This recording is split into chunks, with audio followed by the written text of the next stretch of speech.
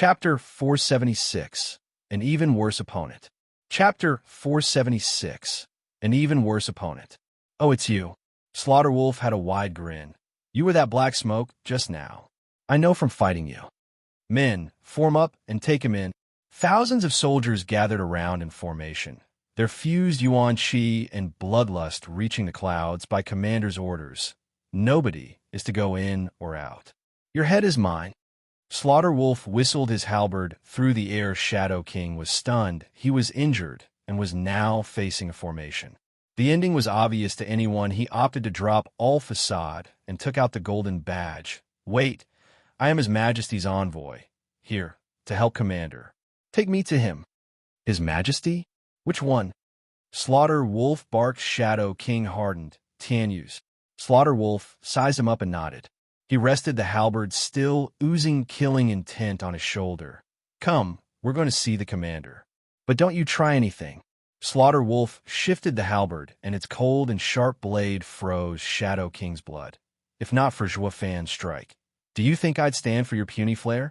Despite all that, he knew he was the weaker one here, and had to bend a knee following Slaughterwolf entering Chuanrong's commanding tent. He cupped his hands. Commander Toba, I am Emperor Yuan Shadow King, captain of the Shadow Guards. I heard about you trapping Duge Zhantian for so long, without resolution, and came to your aid. Shadow King took out the golden badge. Slaughterwolf presented it to Toba Taizan. Toba Taizan held it in his hand and waved the soldiers away. It is genuine, but this is the last battle between Dugu and I. I didn't ask for help either. Lord's kindness is appreciated, but you should return. Not at all. Shadow King shook his head in disdain. Commander Toba, this isn't about rivalry, but a trade between nations. Sir has many other tasks besides dealing with the Dugu army. But it no longer matters, as I have provided my help already. You just need to send your men into the gorge and victory is yours. What? Toba Tieshan's heart thumped with unease. What do you mean by that? What did you do? Ha! Oh, nothing. Shadow King stuck out his chin. I just saw Duge Zhantian using His Majesty's envoy as a cover. The old man never saw it coming. I stuck him with the soul-rotting needle, and by now he should be dead. This is your best chance. Without their leader, the Dugu army is ripe for the taking. Commander only has to march in. Shut your yap. Toba Taizan exploded, grabbing his collar. I have gone to war countless times with Duge Zhantian. This time I might have the advantage, and was somewhat honorless, but at least it was a fair fight. But you and your men have fouled our last duel, now ruined by rotten people like you. Old Dugu isn't the only one enraged. I am as well. The only reason you're still standing is because of that Tianyu envoy crap, or I would have killed you as a tribute to Duge Zhantian. Toba Taizan roared, and all the other generals held hatred for the Shadow King from anger and sadness. The undefeated Dugu army wasn't just an enemy, but a respected opponent.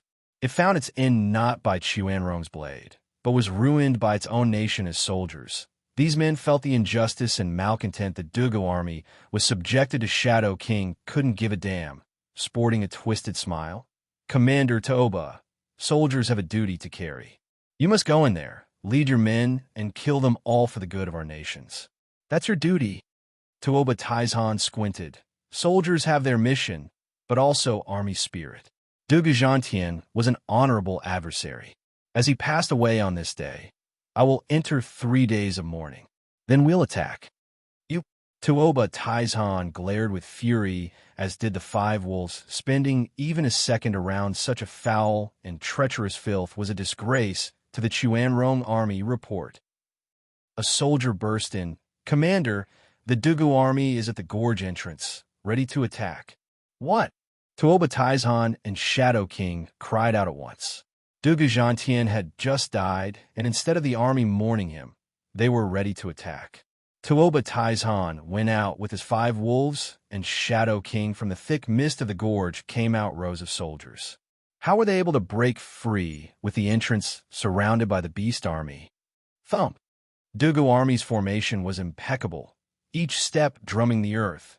Intimidating the Chuanrong, the 4 tigers were in the lead, carrying a simple makeshift stretcher, holding Duge Zhantian. Toba Taizan felt pain and sorrow, and so a god of war fell, a hero of his generation, to cruel and insidious means. Luo Yunhai held the flag of Dugu army as he led the procession, struck with sorrow still, but a firm discipline go back. Tuoba Taizhan spoke. Brother Zhantian fell for misfortune and needs his rights. I will give you 3 days to mourn. Then we will settle this. Tuoba Tieshan's heart grew heavier, but he had to carry out his orders. To wipe this hardened army from these lands, Shadow King still had that sour look, snorting, "Haha, Commander Tauba, I take it? We appreciate your generosity. But the funeral of Marshal Dugu is too important. We wish to take his body back and give him a proper burial. It is what a god of war should receive by right." "Who said that?" Tuoba Taizhan, shouted. Juefan walked out from the ranks as the glares of all Chuanrong soldiers rested on him more like, "On that blade, what's old Dugu's dragon-slaying crescent blade doing in your hand?" Tuoba Taizhan cried. Juefan had his trademark evil smile. "By Marshal Dugu's command, I am the new marshal of this army." "There's no way that's true." Shadow King butted in. Juefan glanced over. "Yes, I am now Marshal Jua. As for you, Shadow King, you won't have such an easy time sneaking up on me." Soaked in sweat, Shadow King tensed up and sighed. Dugu army had fallen into Juefan's pocket. The worst news so far. With a creepy snicker, Juefan taunted, "Commander Tuoba, your future rival is me. Do be careful." Cocky prick, the only one I ever had respect for was old Dugu. What could a brat do to me? Tuoba Taizhan snorted. Slaughter Wolf stepped out. "You'll have to go through me first." Shadow King shook his head and sighed. The Chuanrong had just come to Tianyu and knew nothing. Now they take this uncanny hellish schemer as nothing but a boy. It's over, all over. They're facing an even worse existence than the likes of Dugu Zhantian, yet patronizing him instead. Shadow King grieved. He could practically see the end. Juefan's grin almost split his face, his eyes dancing in joy. He signaled, and Gu Santong came over as he said, "Commander Tuoba, there's no rush to see if I can match you. The question is, though, if you can match me." Tuoba Taizhan shuddered. "Arrogant little snot." Chapter 477 concluded. Chapter 477 concluded. Elite Coder. Juefan and Gu Santong smiled. While the first let out an azure flame on his forehead, the latter had an eerie reddish glow hum. The two auras released a wave of energy, blending in the air and smashing the beast army formation apart. Roar. The beasts wailed in agony, rampaging all over the place. Chuanrong soldiers made signs to get them under control. An exercise in futility. Tuoba Taizhan and the wolves were startled. Juefan grinned, his eyes taking on a savage glint as he signaled, "Take Marshal's body. We're charging through." "For march," Dugu Feng shouted. The Dugu army roared back. Executing the order, Tuoba Taizhan had no way to block them. Not when his army had the spiritual beasts at its core who were running amok. His army just got sacked to 1/10 of its power. What just happened? He watched the Dugu army stroll right through them, powerless and dumbstruck to do anything. Not like he could. Shadow King came to his side, pointing at the two in front. "Commander, they're to blame. Kill them and your beasts will calm down." Tuoba Taizhan exclaimed. Dugu army was out of the encirclement amongst the chaos, while Juefan sported the same nasty and condescending grin. All his victims were familiar with a taunt, a goddamn taunt. Tuoba Taizhan found the new martial skills queer. He could see why Dugu Zhantian would entrust his army to this nobody, but Juefan style lit a raging fire under him like no one else could. "Why, you rotten squib? Not even Dugu Zhantian took such a stance with me. Yet you dare to do so? Slaughter Wolf, take him in and grab those two." Tuoba Taizhan shouted. Slaughter Wolf bowed. "Yes, sir." His division was the only one battle-ready. Slaughter Wolf took his hundreds of thousand men at Juefan and Gu Santong. The soldiers in white looked like Azuras, fusing their yuan qi and bloodlust. Slaughter Wolf led the charge, flicking his mighty halberd and shuddering the air around. Juefan looked surprised. It was his first time meeting a formation. Slaughter Wolf alone meant nothing to him or Gu Santong. Just a pinch, and he'd be gone. Yet with the men behind him combining their yuan qi, They released an even greater pressure than Huang Pu, Tinyuan's 9 dragons diamond body, could facing such a flood alone. He'd be torn to pieces while Gu Santong laughed, having the benefit of a tough, sacred beast body. Great timing. Let me have a shot. Hold on, young Sanzi. You might not be able to handle this either. Zhuo Fan held his shoulder. Besides, battlefield, by definition, means a group battle, a battle of brains, not brawn.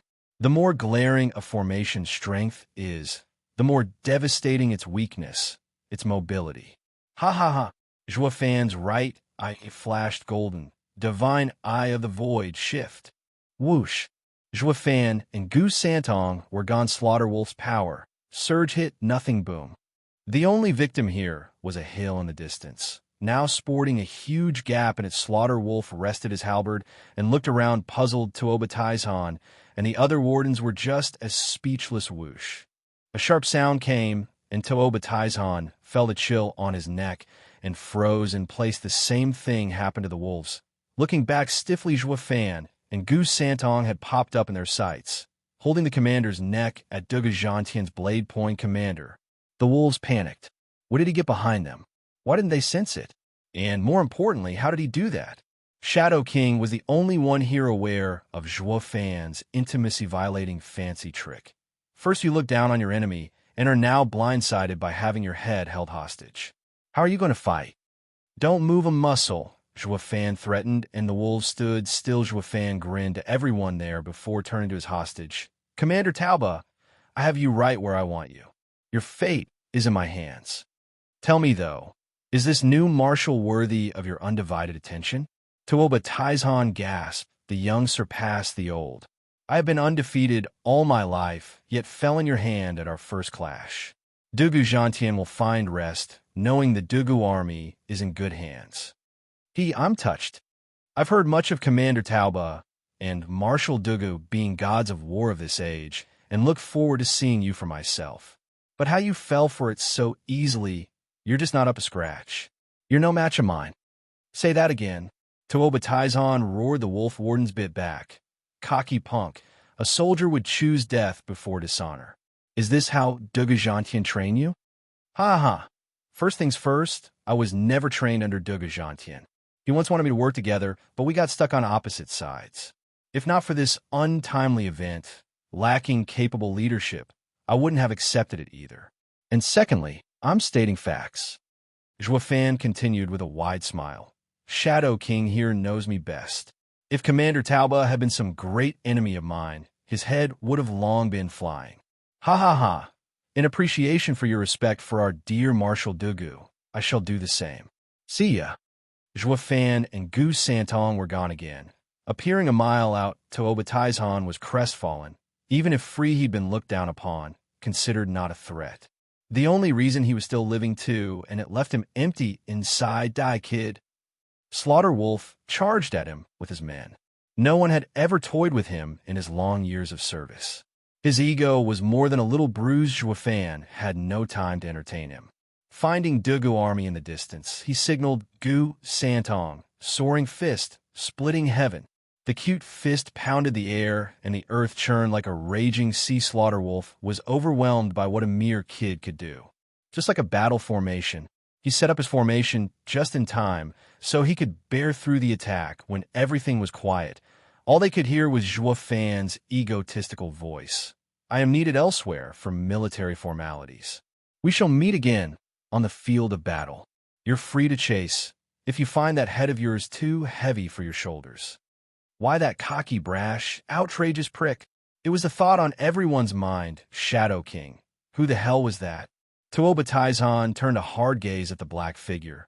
A raging storm battling in his heart, the passing of Duga Zhantian brought unbearable loneliness to a military master such as him. But the arrival of Zhuo Fan showed him a new opponent. Shadow King's side. Zhuo Fan, the newest upstart in Tianyu and the steward of the Wind Gaze City's Luo clan, the 8th noble house. Cunning, ruthless, twisted, outrageously strong. All of these make him the worst opponent in Tianyu. His Majesty sent me here to deal with the Dugu army so that you'll next focus on that kid. Zhuo Fan. Tuoba Tieshan's eyes glinted. This is an opponent I shall fight. Chapter 478, Ethereal Stage. Chapter 478, Ethereal Stage. 2 months later, Zhuofan and the 600,000 troops had reached Wind Gaze City with no interruptions from Xuanrong, safe to say.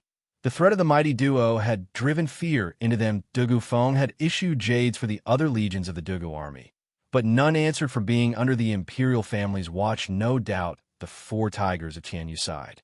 No matter how much they thought about it, never once did they consider their own ruler to be the one wanting their deaths.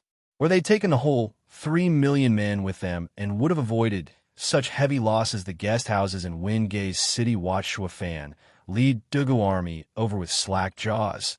That's Tianyu's mightiest military. What's it doing with that kid? He's really something to pull it off. There's nothing in this world he can't do. The House Lord sighed.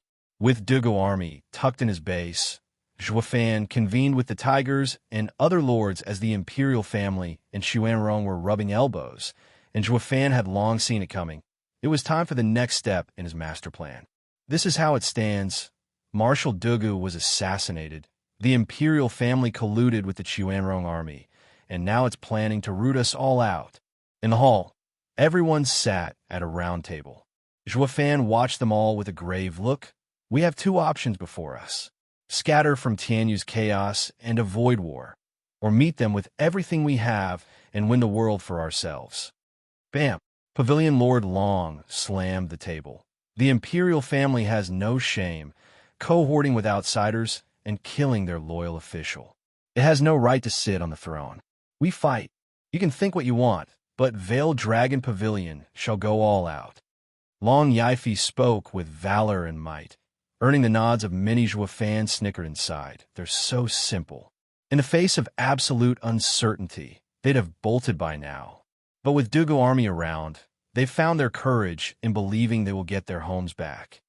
To these houses with a 1,000-year-long foundation in Tianyu, having all of it ruined was the greatest pain. With Luo clan as the vanguard, they were in support, and with the hope of rebuilding as a done deal, they were all in. It fell in line with Zhuofan's intentions. They just had to do what he wanted, and Zhuofan's plans to have a world were nigh.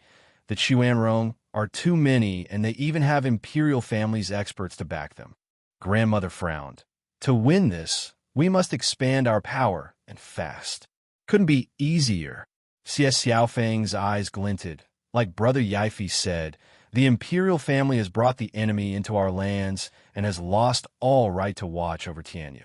All we need is to spread the word, and we'll have everyone on our side. The rebellion's growth will settle by itself. Good idea. The other 2 house lords clapped. Lung Wucheng next to Zhuofan mocked. Naive. Why would anyone believe you? Who stands against the emperor? He would just have to declare, was you calling in the Xuanrong, and the rebellion would turn into a just pursuit to save the ruler. The one to suffer will be us. Lung Wucheng, what's with that attitude? The imperial family cast out Marshal Dugu, set up his death, and every soldier of Dugu army bore witness too. It can't get any clearer than that. Xie Xiaofeng puffed his chest. Lung Wucheng said, aren't they also traitors? Although more in number, the imperial family has the final word. Who'd the clans believe, the emperor or us, the traitors? The house lords lapsed into silence. Zhuofan smiled. Sir Lung is right. Recall our battle with Regent Estate, the setting the imperial family created for both of us to be in dire straits, and let him take the spoils. To the point that the Regent Estate announced they'd quell us down, whether right or wrong. Yet the emperor was silent when I issued my own challenge of obscured facts and a chaotic nation, leading to an even more confused populace. It's obvious that the imperial family has the people's opinion. This time's no different. The imperial family can call us what it wants, and they'd swallow it right up. No matter what call or declaration we make to expand our forces, he'll just crush it with one lousy paper. And not just foil our plans, but make us the public enemy.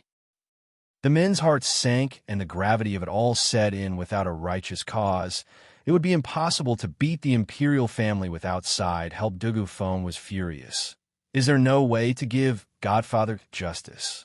Of course there is, though not exactly justice. Just take a chunk out of his majesty. Zhua Fan smiled. We cannot use the rebellion to amass power, but we can use our undying loyalty. That's ludicrous. You're telling us we should help that senile emperor instead of fighting him? Dugu roared. Marshall had been loyal, but not even he would permit for the emperor to sell his country. He would never stand by such an emperor. Zhua Fan laughed. General Hua, you misunderstand. Ever wondered why I spared to Obati's Han? Yeah, why? You never told me. You had that bastard right where you wanted, so why didn't you get revenge for the old marshal? Dugu Hua blustered, Zhua Fan stated. Killing him would leave the Chuanrong headless, and they will fall into obscurity from everyone's sights. By letting him live, though, he will look into me and go against the emperor's plan to foil me, leading to an even more chaotic Tianyu and exposing itself in the long run. Clap. Lung Wuchang admired. Just like Steward Zhua, he has a contingency ready. Impressive and marvelous. By using loyalty as an excuse, we'll force the emperor to swallow this bitter pill. Everyone was dumbstruck by what they were hearing. One's an old fox, and the other a kid, though just as shifty. Just what are they planning? Sir Lung knows me well. Zhua Fan smiled. Regardless of the reason we use to get more support, the imperial family will make a statement. Unless, of course, we do it in his name. Everyone lit up, with grandmother laughing. The imperial family can never admit to their deal with Chuanrong. Steward Zhua, the emperor will suffer for it. Ha ha ha. The emperor is sure to have a plan in place for when the Chuanrong came to light. At worst, he'll pin it on Zhuge phone. But never in his wildest dreams will he guess we'll use it to bolster our ranks for the war with him. He's bound to have one funny look, ha ha ha. The others laughed with him. Further amazed by Zhua Fan's cunningness, Lung Wuchang spoke with concern. Steward Zhua, that settles our numbers issue. But what about experts? With men that can rob lives from miles away, what good would numbers do? What's there to worry about when we have invincible scamp Gu Santong? Long Yifei laughed, taking young Sanzi for his man. Lung Wuchang shook his head. In Tianyu, Gu Santong is invincible, but there's also Chuanrong. I fear they've called for expert from their guardian sect, beast-taming sect, in the ethereal stage. Not to worry while I'm around. Bang! A booming voice entered the hall, followed by a stout and strong physique, Mad Dipper. Itchy's back. And stronger? Congratulations, elderly, for reaching the ethereal stage. Zhua Fan nodded. Li Jingtian had nothing but endless gratitude for him. Chapter 479, Posterity Army. Chapter 479, Posterity Army. I can't thank Steward Zhua enough for saving me. I had let emotions get the best of me. Li Jingtian kneeled. The shock was palpable. The strong and mighty Li Jingtian had utmost respect for Zhua Fan, but never as far as kneeling. Only a great favor could drive such power to feel like words failing and only gestures fully showing his gratitude. As for how big a favor, none here was the wiser. Zhua Fan smiled, helping him up. Elderly, don't be so distant. We're on the same side. I will never forget what Steward Zhua has done for me. Without you, I wouldn't even have my cultivation. Li Jingtian shone with admiration. It all became clear. Anyone would kneel when being saved from the pit of despair and given the chance to achieve what everyone in Tianyu sought but never grasped. Ethereal stage, Lung Wuchang muttered. With elderly in ethereal stage, no enemy expert will be a match for him. Don't forget us. Qiu Yanhai and Shui Qingjian beamed as they walked inside with majestic power. All were shaking to the core and gasped. The two were the hardest to deal with in Tianyu. Yet now, they were just a step away from reaching Ethereal 2. Their combined fire and water art had to wield the true power of an ethereal stage expert. Holy hell, Luo Clan's experts grow too fast. Just a few years, and it has already raised 3 ethereal stage experts. This is freaky, outrageous even. Just what little tricks did Zhua Fan use? They were merely unique experts before he came around. Besides confusion, what predominated was envy and admiration. Another figure walked in to unravel the mystery. Vicious Pill King walked cocksure to Zhua Fan and bowed. Steward Zhua, allowing me to refine the 10th grade heaven-reaching pill, has given me time to familiarize myself with it. It will take some time, but I promise to give every expert of our house one of the pill in a year and a half to improve their meridians. This will give our radiant stage elders the prospects of reaching ethereal stage. You didn't tell me the pill would be so incredible. The instant Elder Lee and the couple took it, they broke through. 10th grade. The crowd cried, eyes popping and looking at Zhuo Fan with slack jaws. The Punk Yin Song is a 10th grade alchemist now? More importantly, where did he get those high-quality ingredients to make such a pill? We have a 1,000-year-old legacy behind us, but even we don't have a 10th grade ingredient.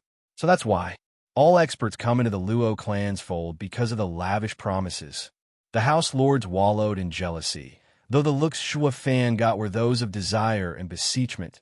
You know, Steward Zhuo, we're, after all, your old allies. With war at our doorsteps, we ought to raise our strength too. Long Yifi rubbed his hands. Zhuo Fan deadpanned. Pavilion Lord Long, I put friendship first, always. What's mine is yours. But as you very well put it, Pavilion Lord Long, war is upon us. As the Luo clan is leading this group, it is only fitting that I shield your young from spilling needless blood. I'm not the one to sell out his friends. These pills will be given to Luo clan's elders first to give you much-needed cover.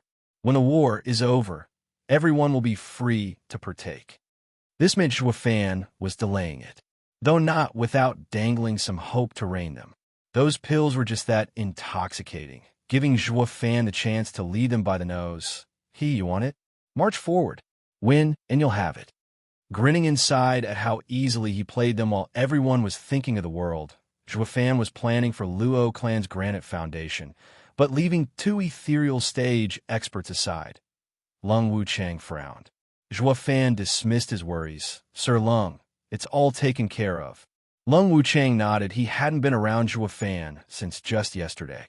When it came to schemes, he would only point things out while leaving the planning to Zhuo Fan. In short, his skills were shelved in Luo clan. He was in no rush, knowing Zhuo Fan would be gone soon. And who would the Luo clan turn to next? His glorious moment would soon arrive, no doubt about it. With the toughest points smoothened out, Zhuo Fan issued the order for drafting. He had the houses go to their domains and use the excuse of Chuanrong's invasion to recruit in the name of the emperor, being respected most in their own turf and with the name of the emperor behind them. The army ought to reach millions of heads while the houses were under a lot of pressure, from imperial family and Chuanrong coalition in front and Zhuo Fan's dangling pills behind it worked as an incentive and inevitable danger. Boosting their morale, they spread out fast as lightning, drafting, raking merits, and working double hard with Zhuo Fan's rotten style. Maybe he put a merit system in place for pill rewarding, so when Zhuo Fan adjourned the meeting, they were gone in a flash. The four tigers of Tianyu frowned, with Dugu Feng speaking out, Marshal, they're all just rabble. Against the veteran Chuanrong army, they will lose. I know, Zhuo Fan smiled. The art of war has a saying, the right time, right place, and right people. To prevail against Chuanrong, we need to take these three conditions into account. There's no better place to fight than our doorstep, with all the arrangements I've made. All that's left is to lure them. Tuoba Taizhan is no fool.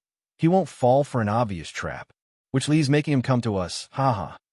Another saying is, the highest form of generalship is to thwart the enemy's plans, to strike at their morale. I had the houses drafting not to use the rabble, but to force the emperor and Chuanrong into a rushed war here. Then we'll fight to our heart's content. They'll come, but none shall leave. The tigers gasped, with Dugu Lin smiling. Now I see why Godfather made you the marshal. You are a true commander, devising plans and controlling the scene from miles away. In Godfather's words, commanders are yin and yang. Yang commander wins one step at a time, while the yin commander devises schemes. He and Tuoba Taizhan were yang, always fighting on open front. While with the yin commander at the helm, there's another feeling to it. General Lin, I get that you're calling me cunning, but are you praising or criticizing? Zhuo Fan smiled. They all laughed. The new marshal is surely yin enough, but he knows his way around an army. Yin Hai, as the clan head, you will be in front of your clansmen. When you want something, You have to strive for it and shake the masses. Since your time in Dugo Army was short and you have been away from it for so long, not to mention you won't be leading your fellow soldiers, but Luo clan's posterity, it'll be hard to win. That being said, I have a team ready for you, come. Zhuofan watched Luo Yunhai with a brilliant smile. Luo Yunhai was stunned, but followed with the tigers. Only the elders got it. Snickering to themselves, they arrived at the bunker beneath Blackwind Mountain. Luo Yunhai found it the same as always. Zhuofan grinned. Growing for months beneath the earth, with the energy of the earth absorbed, it is time to come out. Why are you still hiding? Come meet the clan head. Boom! The huge rumble revealed a shaking ground as the earth swelled in places. Soon revealing yellow hands, the bodies crawled out of the earth, presenting themselves to the stunned tigers. How are they, people? With their sunken faces and bodies all shriveled up, they're practically zombies. Not just a few, but 100,000 of them. And what's with that ridiculous aura? 5,000 radiant stage experts, 30,000 in the profound heaven stage, and the rest are friggin' bone-tempering experts. Even without a formation, these numbers were shocking. Greetings, clan head, steward Zhua, elders. The army boomed. Luo Yunhai fell back in shock. Zhuofan smiled. They're disciples of Luo clan that I've refined into war puppets, with steel bodies and capability of flight. Use this time to train them in formations. They will defeat the Chuanrong and give you all the credit. The tigers felt a chill. Even without military training, this creepy army could hold millions of soldiers at bay. Oh God, this is clearly aimed at taking over the world. Steward Zhua is the best steward yet, paving the way for his master's glory. Chapter 480, An Emperor and His Minister. Chapter 480, An Emperor and His Minister. Drip. In the gloomy jail, the morning dew fell slowly in a rhythm known only to itself. A grizzled old man, shackled with fifth-grade spiritual weapons, closed his eyes and hummed a tune, blending with the fall of water. Not like any prisoner should act clang. The jail door creaked open and the old man froze. Looking at his visitor, a man in a golden gown walked in. Ha! My dear Prime Minister Zhuge, how do you like your new home? The emperor put on a winning smile. Zhuge Chongfeng chuckled, carefree. Thank you, Your Majesty, for your consideration. I have been very well. There's no court politics to mind, no insidious plot in the shadows, letting me find a peace long forgotten. Ha ha ha! You failed at every corner, yet still find amusement in everything. I am impressed by your strong mind. The emperor mocked. Zhuge Chongfeng shook his head. A loss is a loss, and no amount of anguish will change that. It's better to enjoy the newfound peace. Oh, it can't be that your majesty has come to take it away from me. No, not all. Although your death is necessary, so as not to leave such a dangerous element to my son after my passing, and even though I will be the one to take your life, it won't be now. We've been close for 100 years now. Some might even call it friendship, understanding each other to a fault. Letting you die now will make me feel lonely. Friends? Ha ha ha! Zhuge Chongfeng snickered. Your Majesty, is that what you call friendship? Biting each other for decades? Friendship had been a delusion of mine in my younger days, but in time I knew your Majesty is no friend. A ruler walks a solitary path, bereft of friends and filled with schemes. The emperor fell silent from solitude. Yes, the lands are more important than everything. I am the emperor of this nation, so how can I make friends with commoners? Even so, I once imagined this. In the times we worked together, I treated you as my confidant. Yet you still raise your hand at me. Zhuge Chongfeng gazed at the black and damp jail roof. Do you recall, Prime Minister Yang?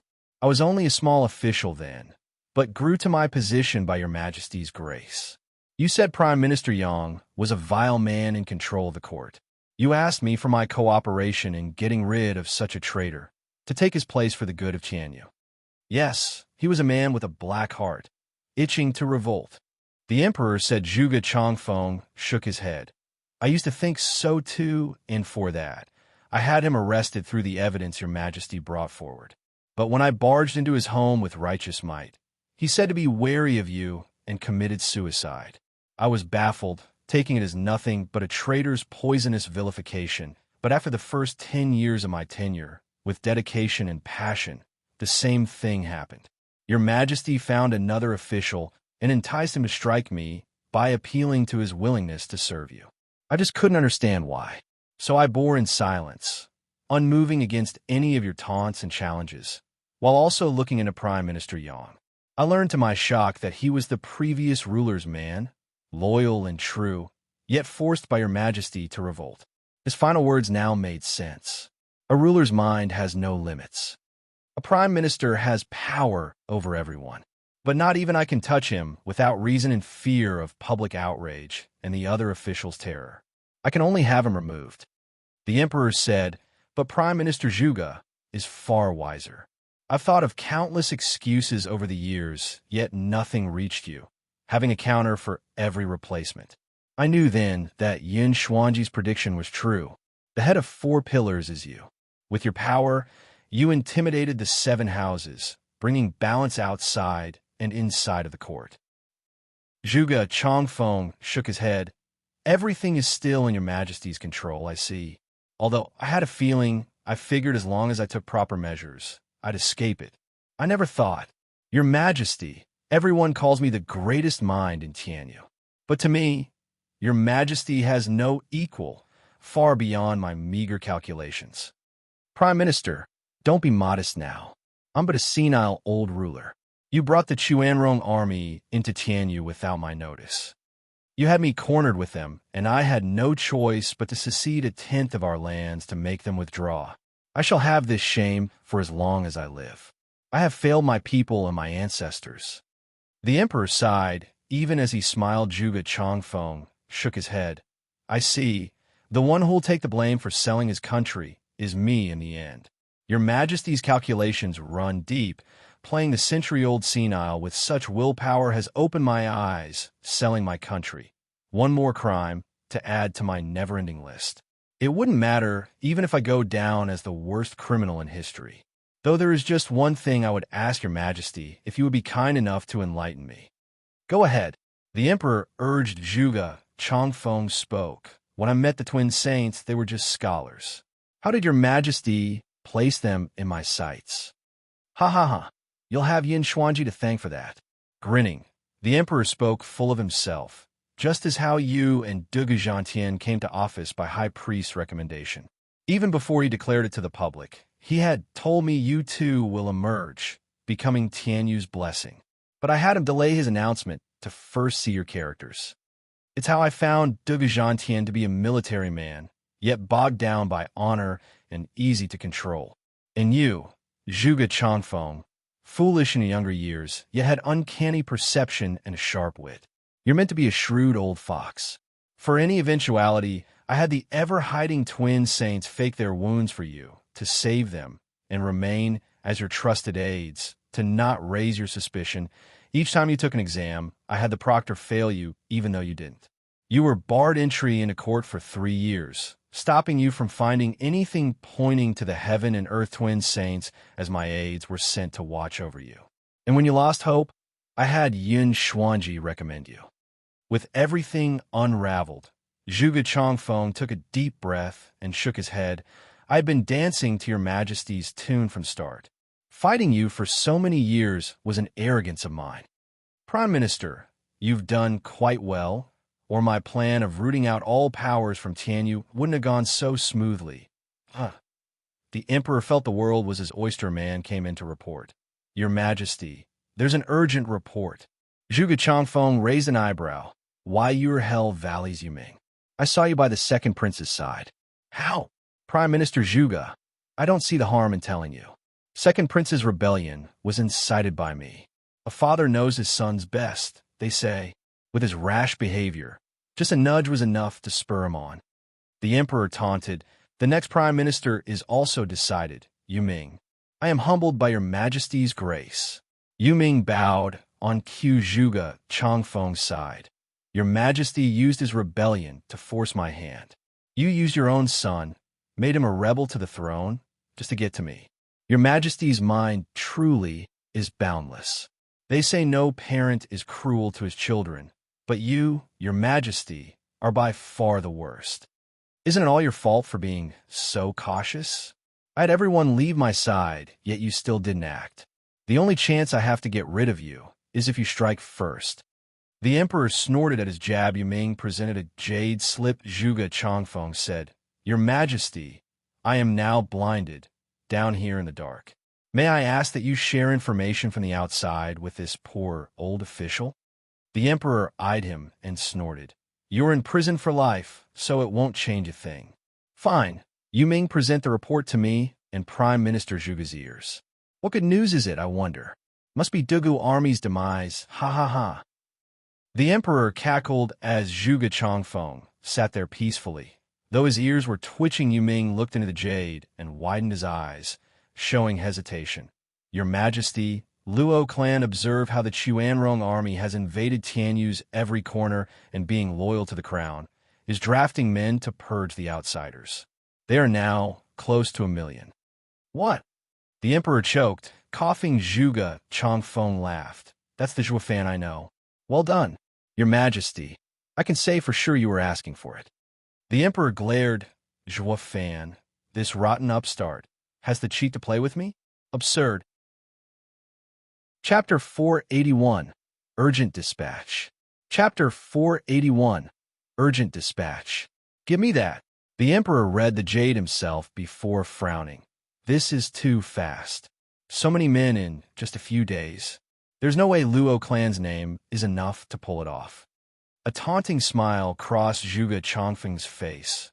Your Majesty, it seems you forget about Zhuo Fan's ingenious tricks during the last war, welcoming the other house's experts. With their deep roots, even when homeless, their names would live on in their lands. They just had to show themselves, and their vassals would flock over in droves. They must think the war is over and are now grasping the winning leg. I dare say 1 million is on the low side. Ha ha ha. The mockery grated the emperor's ears, with him lashing out. That mongrel came up with this move to put me on the spot. After inciting so many clashes between him and Regent Estate, I figured he'd be the weakest, even if a winner. But he has gone beyond any forecast, becoming the biggest threat, taking the whole of Tianyu to war with me. The emperor's teeth grinding echoed out, and Zhuge Changfeng sighed. Oh, Your Majesty, is both of our mistakes. We each wanted to use Zhuo Fan and throw Tianyu in even more chaos for our own benefit. For the chance at rebellion, and Your Majesty, to cleanse it of all other factions. But at the end of it all, I fell for Your Majesty's scheme, and now the kid has gotten all those factions Your Majesty wanted gone. Ha ha ha. A pawn turning into a player, taking advantage of others. Your Majesty, he just cooked your goose. Shut your yap. The emperor bit back in anger. I am the son of heaven. I will not, lose cough. After a harsh coughing fit, he looked to see the handkerchief stained in blood. The emperor hid it in his chest and stormed out. Zhuge Changfeng, watch closely. The final winner shall be me. Zhuo Fan will die beyond any shadow of a doubt. Ha ha ha. Show me, just whose hands will these lands fall into?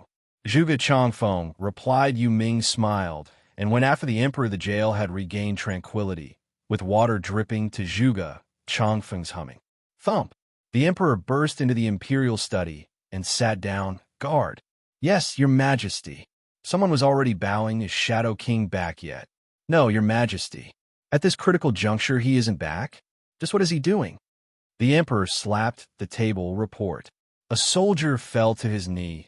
Your Majesty, Sir Shadow King requests an audience. Chuanrong's high commander and his generals await outside the palace as well. Send them in. The emperor rushed. Shadow King brought with him the echelons of Chuanrong army. Taobao Yinner and Tuoba Lufeng heard of their father's arrival and were now together with him, along with the 8 wolf wardens and the imperial tutor. All of them were here before the emperor. Greetings, Your Majesty. Tuoba Taizan hinted at a bow, while others offered a full one. The emperor smiled. Commander, your reputation precedes your name. Now that I see you, it doesn't do you justice. Ha ha. The emperor went to the heart of things. Commander, how did it go at your end? Is it done? Everyone looked hopefully at Tuoba Taizhan. It was about the fight between him and Dugu Zhantian. Everyone wished to know the result, blushing. Tuoba Taizhan hesitated. Shadow King took charge with a sigh. Your Majesty, I have taken Dugu Zhantian down from the shadows. Oh, the Emperor interjected and Shadow King continued. But Zhuofan showed up just then, becoming Dugu army's new marshal, and took the struggling soldiers away. What? The Emperor shouted. That punk took Dugu army? It's bad enough with his strength, but now he's even more of a pain. How is it that you didn't stop him? Or Dugu army at least? Shadow King sighed. Your Majesty is aware of his uncanny skills, and I alone am not a match. But I don't know how. He even got Commander Tauba's beast army to cower. He even took Commander Tauba hostage. Ahehiem. Tuoba Taizhan interjected, that might very well be the worst humiliation of his life. The children looked astonished. Their undefeated father lost to a boy. Tauba Liner was worried. Father, did he hurt you? He was only acting tough but could do nothing to me. Tuoba Taizhan shirked it off.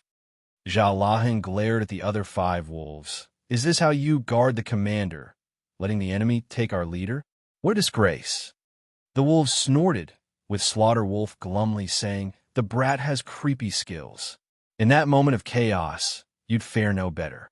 But to a cocky man like you, it will fall on deaf ears, having not clashed with him. Who said I haven't? I and Jabi had him cornered 3-on-1. Yet Jabi ended up bettered in for a month. Ahehiem. Jabi nudged Alan. Though a little late, the 8 wolf wardens looked around and saw familiar looks. The kid got all our asses handed to us. Their mood hit rock bottom. Coming to Tianyu had given them the worst defeat of their careers. Tuoba Taizhan frowned. Your Majesty, just what on earth is he? How come we've never heard of someone with such skill? Father, allow me. I've been in Tianyu for months now and had him investigated. Tuoba Lufeng said. Zhuofan came from a no-name clan. He was born a servant, and when the clan was on the brink of destruction, became its steward when all that was left of the clan was 2 children and a guard. From then on, he made deals with powerful figures, taking him 10 years to bring that clan from the brink of collapse to what we see today, leading the enemy faction. His Majesty even gave him Best Steward Beneath Heaven title as evidence of his remarkable skills in leading. He knows how to handle his men, taking the house's experts for himself. His allies have complete trust in him, bearing heavy responsibility. Yet even so, everyone respects and fears him. Enemies and friends alike have the same view. Cunning as a weasel, sadistic as a wolf, shifty as a snake, and grand like a dragon. He may show off every chance he gets, but inside is an unscrupulous, twisted mind waiting for the chance to pounce. Correct, the brat has become the biggest thorn in my side. The Emperor admitted. Tuoba Taizhan said, I knew he was something, but never this much. I need to be even more cautious with him than with Dugu Zhantian. To that end, I asked Commander Tauba to march on Wingay's city. The Emperor urged. Tuoba Taizhan jerked, but I only just got to the imperial capital. My army. The kid is just too deceitful. In the name of his lord, he is amassing power. I can't denounce him either, not when you've strutted into Tianyu for everyone to see. Any delay will have him at the helm of millions of soldiers. If the Empire's 3 guardian sects get wind of this, our deal will fall through. What? They all gasped at Zhuofan's quick reaction. To guarantee a favorable resolution of this war, I'll be sending my divine dragons and Shadow King. Alas, the enemy has its own share of capable experts. The Emperor frowned. It's fine. Imperial Tutor spoke at last. 3 experts from the beast-taming sect have come as well. No matter how tough the enemy is, it will prove for naught. Chapter 482, Marching Army. Chapter 482, Marching Army. On the morrow, the clear dew glistening in the sunrise crumbled under the footsteps of a large procession, soldiers marching with discipline to a remote town at the borders. The bloodlust and warmongering blended into a chilly and choking atmosphere. Snuffing out nature's tranquility, the predators on the prowl sensed the change and burrowed deeper into their caves, shivering out of fright. We, animals, don't have any prophetic devices, but we do have our sixth sense. We know today is a bad day to hunt. Fine, we'll just fast in our cribs. As their bellies expressed fierce disapproval, no animal dared to even peek outside. Opting to go to bed hungry, Toba Lufong gazed at the distant city. Lord Father, that is Wind Gaze City. It took us 2 months to meet our main army and travel our 3 million men at full speed. Toba Taizhan said, "Where are the masters Tianyu's majesty sent to help us break the arrays? Have them inspect the situation." Understood. Toba Lufong bowed. 10 men flew towards Wind Gaze City, profound heaven experts and 6th grade array masters. There was hardly any array in Tianyu that could stand after their passing. They were soon back with a report, though. "Commander, the lands are covered in 500 arrays. 200 3rd grade with plenty of 5th and 6th grade. It will take time and effort to unravel. I just knew it was Zhuo Fan's trick, forcing me to fight him here." Tuoba Taizhan sighed. Tuoba Liufeng's face fell at the implications. Zhuo Fan is vile and twisted, adhering to the art of war and choosing the right location, right time, and right man. The drafting is not as important as forcing Father to come here. We have to strike hard and fast. He holds down the city and has a terrain advantage. That's not all, Toba Taizhan sighed. We have the numerical advantage, but he can cower our beasts, thwarting our beast armies. On top of that, he has arrays on his side. Numbers will do us no good here, but the outcome can go either way in this case. This Shuafan has played on his strengths to the utmost and cut ours. I can even venture to say he'll have the battlefield under control from the start and string us along. Tuoba Lufeng was uneasy. Looking at the city, all he saw was a steel bastion. Zhuo Fan is horrifying. "Father, what do we do?" "Let the array masters do their work for now, and then we'll see his reaction." Toba Taizhan looked at those 10 men. "Break the arrays, hurry." Put on the spot. One of them bowed. "Commander, there are 500 arrays there, with some special ones mixed in between. It will take years, decades." "That's your problem. Military orders are paramount. Go." Tuoba Taizhan barked. The men grew downcast. For God's sake, this amateur only knows how to bark orders. With so many arrays, they'd soon be caught dead instead of breaking them, quite literally. To say nothing of someone coming out and taking their lives. Chuanrong gotta warm my foot. You know nothing of arrays. Since using force is out of the question, you stick us in? Good cover up.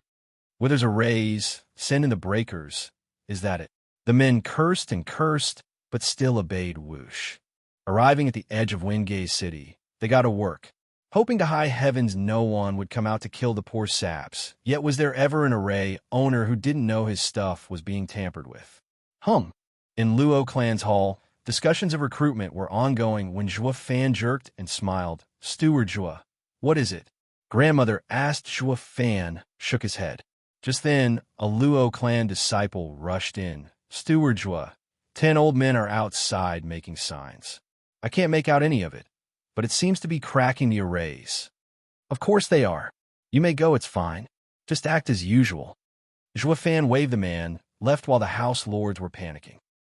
Long Yaifi said, "Does that mean Toba Taizhan is here?" "It's too fast. We're nowhere near ready." So what if it is fast?" Zhuo Fan snickered. "Let's go for a walk, see the fogies hard at work." The others were puzzled. The enemy's at the gates and you're in the mood for a stroll. Then they eased up. With the kid always playing cool. Chilling means all is in the bag, so why worry? The men followed Zhuo Fan. They flew above the town and saw the 10 oldies shifting through gestures, faces red and cursing all the while. Jesus Christ. Who the hell set this up? How is a 2nd grade array so damn complicated? And what kind of style is this? I've never seen it before in my life. They must have some array grandmaster to pull such precise arrays. Nothing works at breaking it. Enough chatter and more elbow grease. The oldies grumbled at the task turned impossible, making no headway all this time. These grand 6th grade array masters balked before a 2nd grade array. It was anything but normal. Long Yaifi's group nodded up above, with even more admiration for Zhuo Fan. Steward's skills are uncanny, vexing those coots to death. Ha! Long Yifi laughed, the others bobbed their heads. Zhua Fan chuckled. I may be competent in arrays, but not enough to make a second-grade array have the power of a sixth. They can't break it because they don't understand it. Zhua Fan yelled, trying to break a mere second-grade array with gestures? You're profound heaven experts for crying out loud. Why not use force? Are you brain dead? Why didn't I think of that?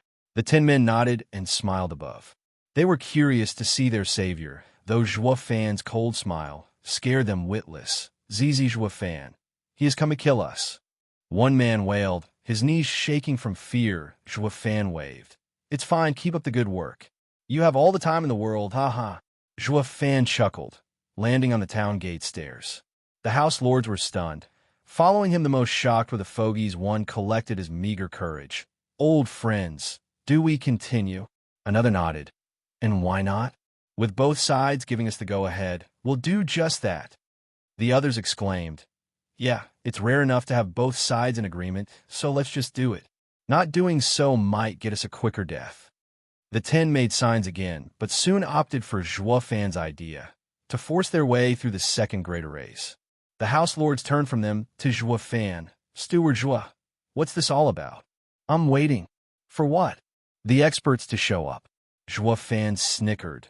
Tuoba Taizhan isn't charging because of the arrays. He had these 10 bags of bones take a crack at them first. Killing them is within right, but shows nervousness, while sparing them raises the suspicion of using the empty city tactic. It's a classic war tactic, blending truth and lies. The odder my reactions, the more confused he will be and less prone to act. But time waits for no one. The longer he waits, the bigger our power in Tianyu grows. He will act, and with experts, in the fastest and hardest way. The House Lords thought, Steward Zhua has been aiming for those experts from start.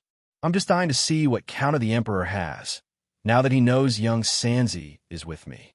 Zhua Fan's eyes were a sucking abyss. Chapter 483. The Tiger, the Wolf, and the Snake. Chapter 483. The Tiger, the Wolf, and the Snake. Lord Father, just what on earth is Zhua Fan thinking? Someone's cracking his defenses, yet he just stands there to watch. He's looking down on us. Tuoba Lufeng pointed at the House Lords with an odd look. Tuoba Taizhan frowned. Are those arrays real or not? Is he buying time? His actions are baffling and hard to make sense of. Lufeng, come with me to see the elders. Tuoba Taizhan spoke. Tuoba Lufeng cried. So soon? Aren't they our trump card? Speed is of the essence in war. Tuoba Taizhan walked, and Tuoba Lufeng hurried. After the two came upon a tent when they heard a nasty voice. Lianer, you have a wonderful and fine constitution. So young and yet so able in beast taming. 2 years under my tutelage, and you'll surpass even me. I thank you, Elder Shi, for your kind words, but I can't bear to leave my family. Lianer said with difficulty. Another voice cut her off. Commander Tauba will not stand in the way of Lianer's brilliant future. Tuoba Taizhan was outraged. That coot is being fresh with my daughter. Tuoba Lufeng was just as annoyed. But they both bottled the rage as they entered. Commander, young master. The 8 wolf wardens bowed, though just as outraged, while above the main seat were 3 extra-wide chairs, occupied by bare-chested men showing their muscles. One man had silky black hair, with big eyebrows and big eyes. On his chest was a huge and ferocious tiger. The father and son bowed. Elder who? On his right was a bearded elder with narrow eyes and knit brows. Yet he let out an eerie green gaze. Instilling fear on his chest was a mangy wolf, Elder Lang. The two bowed again. The last one had a sinister face, with a handlebar mustache and vulgar eyes. His hand was caressing Tauba Lianer's soft hand. As he showed a content look on his chest was a viper with savage eyes. The father and son clenched their fists and bowed. Elder Shi. Ha, Commander Tauba. Elder Shi never drew his hand. Lianer couldn't take hers back, even if she wanted to either. He was taking advantage of the commander's daughter in broad daylight. These 3 never cared much about him. Anyway, Imperial Tutor saw Tuoba Taizhan on the brink of exploding. Brother Taizhan, have you come to ask the elders to step in? Yes. Tuoba Taizhan cupped his hands. Elders, please break the city's arrays and help my army enter Windgaze City. The three elders snorted. Elder, she was still holding that oh so fine hand. Commander Tauba, I thought I told you, we are ethereal stage experts, not your soldiers. Breaking arrays is your job. We're only here to deal with any unforeseen expert that may crop up. The other elders nodded. Pretentious pricks. Breaking the defense isn't your duty, but hitting on my little girl is. Tuoba Taizhan fumed. The 8 wolf wardens glowered with bloodlust, but the elders had no care in the world. Radiant stage experts could come and score at them, and it'd still do nothing. Han Tianma mediated. Elders, it involves Qianyu, giving us 1/10 of its lands, rich in spirit mines, of interest to beast-taming sect. With the arrays in place, Commander Tauba's attacks will be for naught, and the more time passes, the worse it will get, leading to defeat. When you return to the sect, it will be hard to explain it. Imperial Tutor, is that a threat? Elder who glared. Han Tianma waved. I would never. It is only a conclusion of mine. The longer we take, the more likely it is for Tianyu's 3 guardian sects to hear of this. It will blow the easy credit. Elders will take in his smoke and return empty-handed. Sigh, I just can't bear to see it. The 3 changed expressions at last. It was Elder who nodded. Imperial Tutor, you have a good head on your shoulders. Right then, we better get it over with. Obscene snake, jackal, let's go. We'll have plenty of time for fun when we get Tianyu's land. Elder who left. Elder Lang was fast behind, while Elder, she sided his breakup with Lianer's hand, though not forgetting to give Lianer a once-over, filled with unmentionable promises. Lianer, I want you as my disciple. Hi. All 3 left the tent. Tuoba Taizhan shuddered in pure anger. Ja Lahan roared. You call those beast-taming sect elders? They're a joke. Lianer sobbed in silence, with Tuoba Lufeng hugging her. Han Tianma side. Brother Taizhan, come, you know about conquering cities best. Your experience is needed. The 8 wolf wardens have to come as well. Conquering? How can I ever say that when I am so powerless, as a commander of Chuanrong, to even protect my own daughter? Tuoba Taizhan blustered. Han Tianma sighed. There was no way to know they'd send these childish men when we asked the beast-taming sect for help. Hu Xiongmeng, Lang Cambao, and Shi Inxia are the worst allies to have. I heard she even has a coupling skill, robbing countless women of their Brother Taizhan, danger will come now that he has his eyes on your daughter. I advise you to take her someplace else, where he can't find her. Tuoba Taizhan looked at Lianer with worry. Lianer was nervous. Watching him lost, Han Tianma, His Highness, the Crown Prince, had asked for Lianer last year. If I agree, Tuoba Taizhan hesitated. That means she won't dare make a move on the Crown Prince's woman. Han Tianma nodded. But His Highness is lustful and reckless. There will be no way out from this. At least Lianer will be safe. When a girl's will be robbed, her life will go with it. Tuoba Taizhan sighed. Lianer was heartbroken, with big tears streaming down her cheek, knowing her impossible fate. Moving on to the elders flying to Windgaze City, they showed unprecedented mockery at the 500 arrays shining on the clouds above. Is this what has made Tuoba Taizhan so jittery? Humph, a snap from us, and it'll be all over. Elder who laughed. That old fool must be scared of taking too many losses to send us. Menghu, just get on with it already. Elder Lang hurried him on. I'll do it then, since everyone knows arrays beneath 7th grade are pointless. They can't do anything to ethereal stage experts. Breaking these arrays is a cinch. Just as he moved, a voice came. Commander Taubes sent you? It's no use with these strange arrays. You can only do it by force. One old man said. Taking them for allies, Zhuofan's gang heard him as well. They jerked.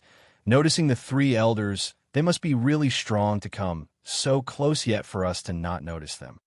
Grandmother said. Zhuofan frowned. The experts are here.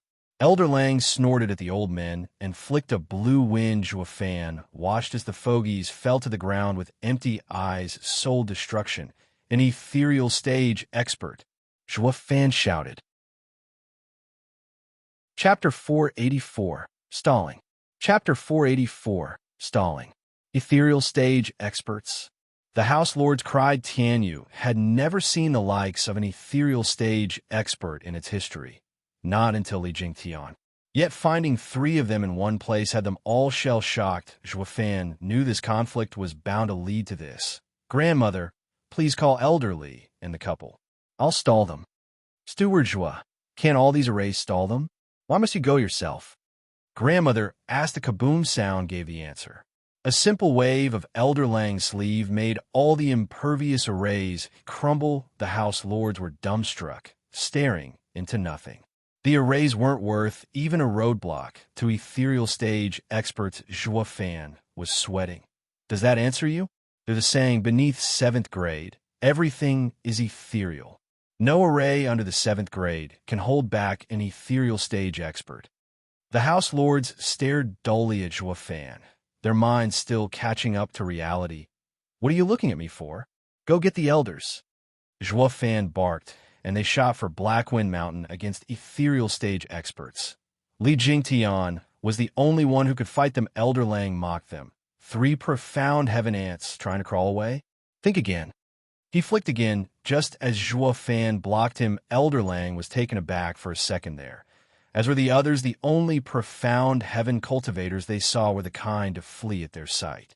This sole exception had them lost. Elder Lang faltered mid-attack. Tuoba was coming over, leading his army with the fall of the arrays. When he stumbled upon this scene, they were just as dumbstruck. That's Zhuofan. What's this new marshal doing, stopping the old guys looking to die? Zhao Lahan blurted. It was the unanimous reaction on everyone's faces. Only the veteran Tuoba had a bad feeling from his honed instincts through decades of bloodshed. Kid, do you have any idea who we are? Elder Lang snorted. Zhuofan mocked. How should I know? You didn't tell me. And not to forget, who do you think you are to have the gall to destroy my 500 arrays? Ha ha ha. Only an ignorant fool would block me. Elder Lang cackled. Zhao Lahan was baffled. Wasn't this guy always clever? Even without knowing how to identify an ethereal stage expert from the crowd, that demonstration is obvious enough to make a difference.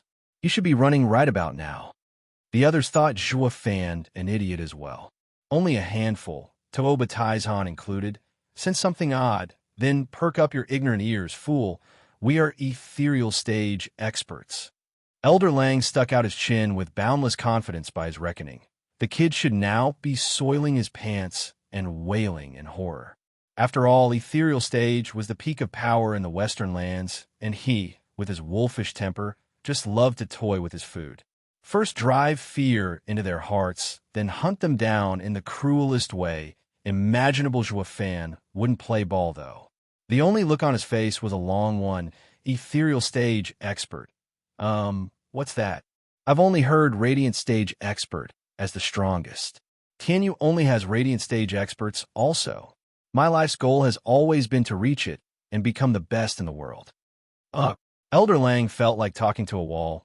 This kid's ignorance is mind-blowing, taking radiant stage as the peak of cultivation. Which clan is he from? How sad that they know so little of the world. His plan to act the blowhard went down the drain now that the audience was too dumb to acknowledge his greatness. Elder Lang clenched his fist to get rid of this eyesore. And yet, he just couldn't have the fool die without knowing his swag. That would be immoral, and so the fiend in him doubled down on giving him the ins and outs of ethereal stage with utmost patience. Kid, ethereal stage is a level beyond the radiant stage. Even 100 radiant stage experts can't beat a single one. Oh, so that's how it is. That makes you awesomer than radiant stage experts.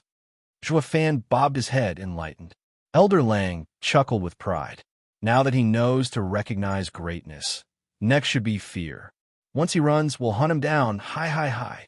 Zhuofan had no such intention, though. Ever calm and ever baffling. Boy, don't you know our greatness? Elder Lang blinked. Zhuofan nodded. Of course, you're ethereal stage experts. Able to beat 100 radiant stage experts, no? You already said that. Don't tell me you forgot. Is senility setting in already? Elder Lang choked on his words and exploded. Why aren't you running scared? Where's the horror, the panic? Why are your pants dry still? Because, looking back to see the house lords gone, Zhuofan snickered. Because I can't let you pass. Say what? The trio cried. When a radiant stage expert goes ethereal, his soul achieves enlightenment, free of the world's bindings, crushing anything beneath 7th grade. Fan shook his head, his tone sarcastic. I knew the instant you broke my arrays how strong you were. I was only faking it, play pretend, act the fool to yank your chain. How else would those old buddies of mine make a run for it? What a stroke of dumb luck that I got stuck with you 3 morons to play 20 questions with. Leonard giggled, and the others chortled. The old ones were their helpers, but they didn't win Tauba Army's respect, and the least it sure livened them up seeing them toyed by a child. Tauba Taizhan nodded. Old Duga made the right choice, brave and shrewd, honorable and noble. He is the best choice to be Dugu Army's marshal. And yet, Tauba Taizhan frowned. Rotten piece of scat. You dare to play me? Elder Lang blustered, slapping a vile air gathered around his hand, and that simple palm turned into a savage wolf. Entering Fan with a fierce headache, his soul felt gnawed at. His mind fading, it was a perk of reaching the ethereal stage. Soul destruction radiant stage could launch soul attacks, while ethereal stage took it one step further, making it materialize and even turn into a spirit. Take Elder Lang, for example. His soul turned into that of a wolf. It would enter the target and feast on his soul. Bam! Fan slammed into the city wall and got buried under the rubble. Elder Lang rode him off, turning away. A puny, profound heaven ant dares toy with us. Ah, hey him. He only played you. We've got nothing to do with it. Fierce Tiger excused himself. Obscene Snake nodded with how an ethereal stage expert was duped by a profound heaven pup. He'd have no honor left to face the world. The best way out of it was to get that lame wolf to be the patsy. Elder Lang was speechless, realizing how honorless they were. Like you saw through the kids' act of stalling. But weren't we all taken in? You're no better. How childish. Alas, this shall be the second time in my long life that I shall mourn over the death of my adversary. Tauba Taizhan sighed. First was old Dugu, and when I thought of Fan to be my next adversary, he would meet his end before we could even test ourselves.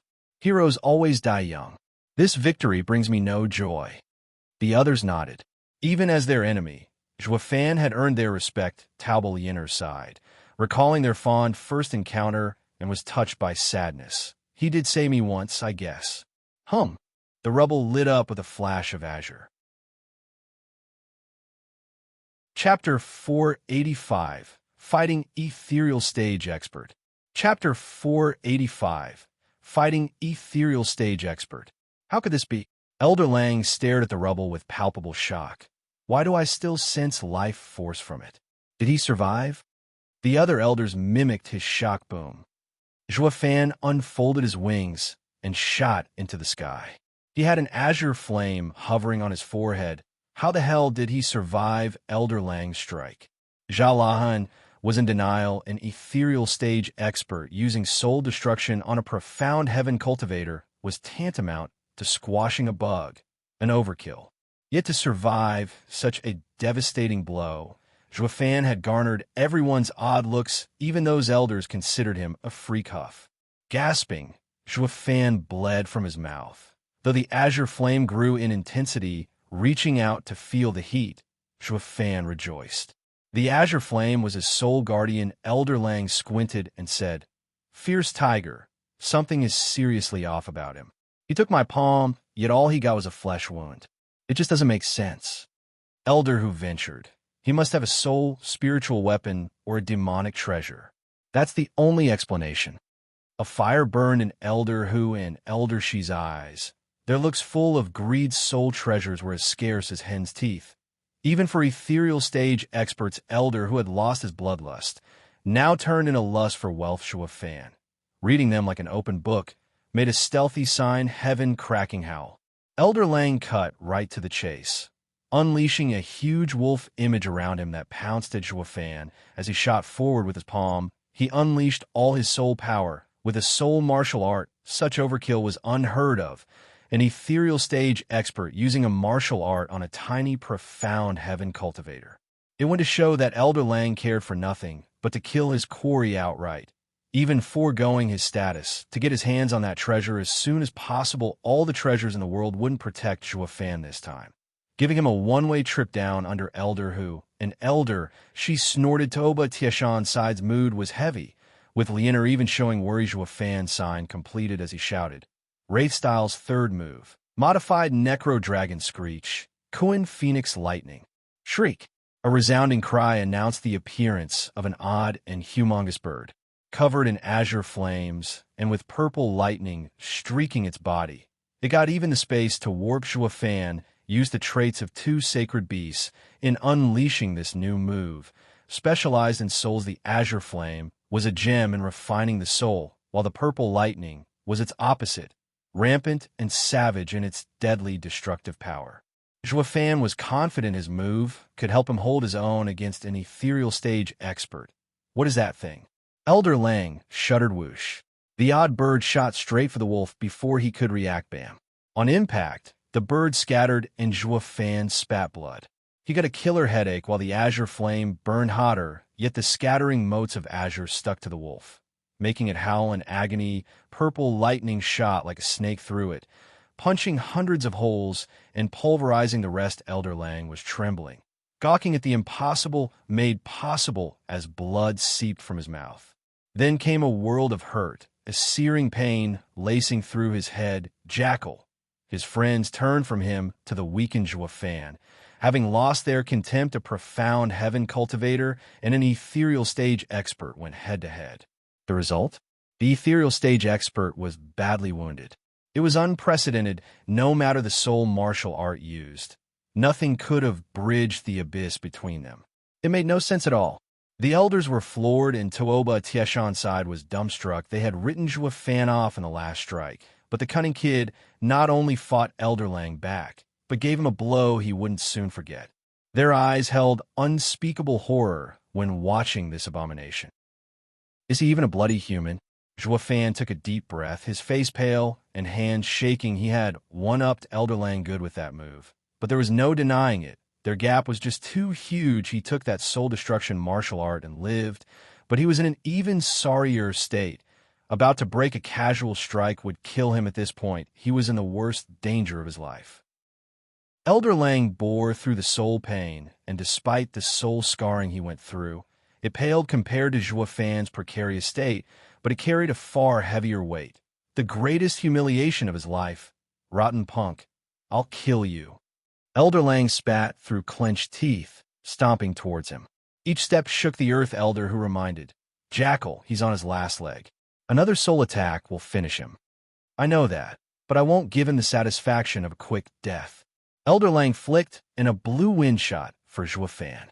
The incoming storm howled like countless beasts. It went beyond mere wind, but became a horde of thumb-sized wolves, clawing for their prey. Profound ranked martial art, devouring wolf pack. I will tear your soul one mode at a time to let you taste unspeakable torture. Elder Lang roared. Lianer covered her mouth, tearing up. The rest lamented. Fan is an unrivaled warrior of his generation. Instead of respect, he is met with a cruel death. Fan shook, his mind going a mile a minute. Maybe shift will work. But the soul attack didn't give him any room to wiggle. It was then that a shout came, soaring demonic dragon. Roar. With a rumble, a black dragon appeared around Fan, whipping the wolf storm away. Elder Lang stepped back, watching the imposing man shielding Fan and oozing black energy. Elderly. Took you long enough? Fan grinned. Steward Jua, forgive the delay. Li Jingtian saw his weakened state and turned his bloodshot eyes at Elder Lang. Did you hurt Steward Jua? I'll tear you to pieces. Li Jingtian shouted. Elder Lang mocked. You're fresh into the ethereal stage. You've barely focused your soul to be able to take that tone with me. You blow hard. The only reason you push me back is because I'm wounded. Be a good boy and scram. It'd be a pity for a stray attack to end you. It'll make reaching ethereal stage a waste. Ha ha ha, Elderly, see that?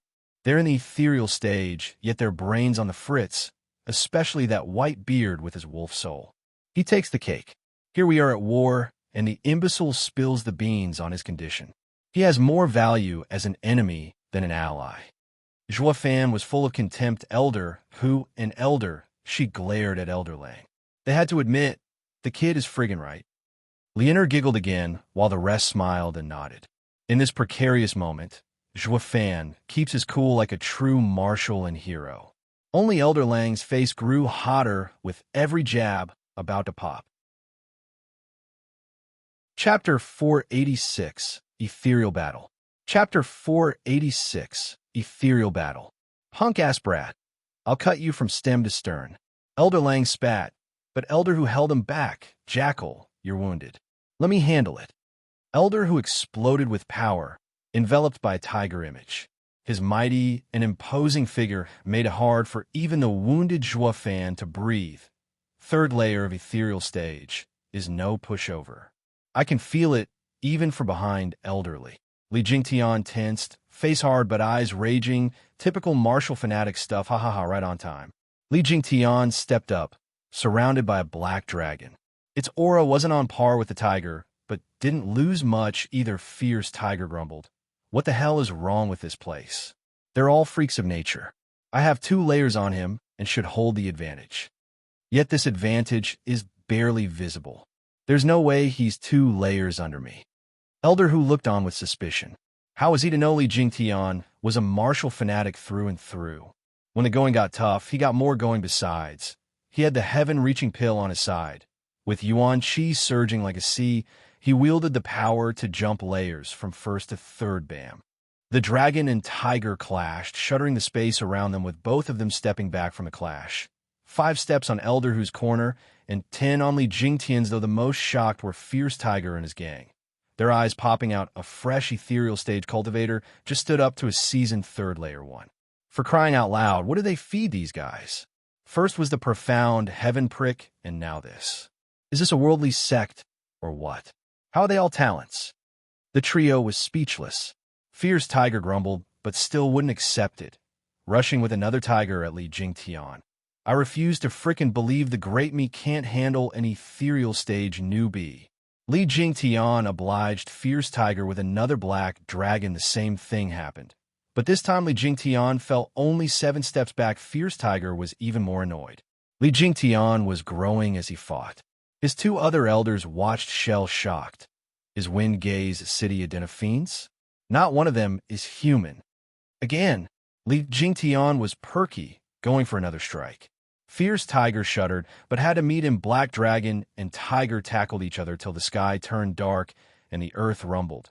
Meeting at every turn with no one having the advantage, soul waves filled the sky, causing even the jackal and obscene snake to grumble. Weren't they claiming there was no ethereal stage expert in Tianyu? We came here for a stroll, killing the enemy left and right. Yet an ethereal stage cultivator had just shown up to stand up to Fierce Tiger. And stand up he did. Intelligence said Tianyu is a small fry. Wait till I get my hands on them. At least the situation wasn't completely out of control, since they had the numbers advantage. Jackal swiveled his insidious eyes on Fan. Wounded whelp, you've lost your shield.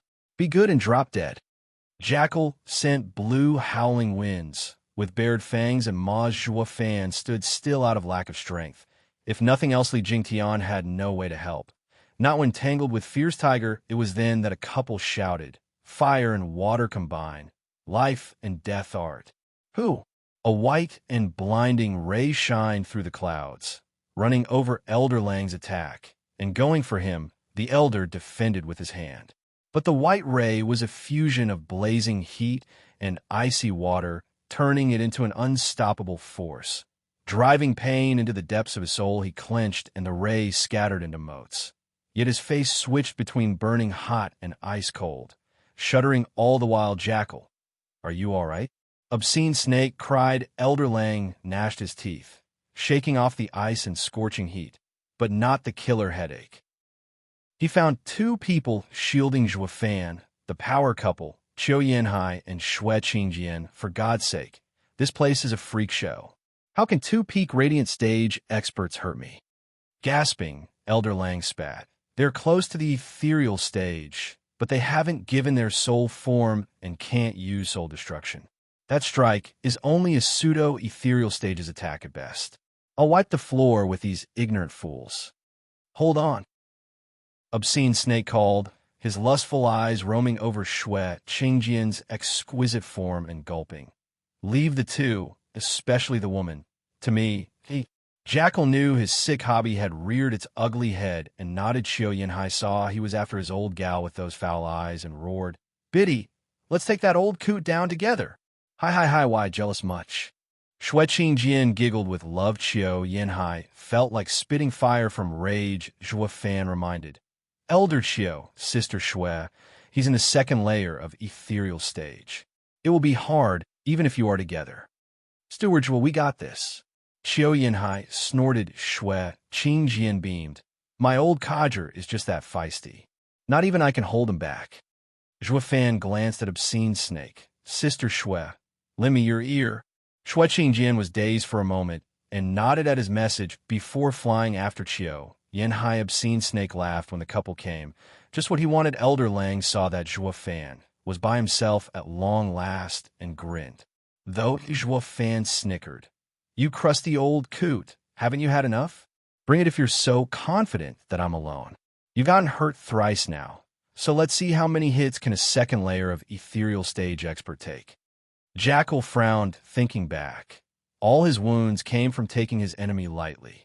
First at Zhua Fan's hand, second at Li Jingtian coming to the kid's rescue, whipping him away, and third by the power couple. Each of these beatdowns wasn't much by itself, but they compounded. Sooner or later he'd have so many, his soul would be damaged, making it dangerous. This would never have happened if they all came at him from the front and open. I just had to be careless. Jackal scanned his surroundings, showing utmost caution to not fall for any more cons. Zhua Fan smiled. "Figuring him out. Say, who do you think will win, my side or yours? Your new ethereal stage, Cultivator, looks tough, but there's no way he can stand up to Fierce Tiger in the third layer. It's only a matter of time. As for the other two, they're just at peak Radiant stage. They may attack with ethereal stage power when united, but are in no way up to Obscene Snake's second layer standard." Jackal mocked. Zhua Fan nodded. "That makes it easy then. I'm barely hanging on, and you're waiting for their outcome. When you'll have them taken care of by your flanks, getting me should be easy peasy, no?" "True.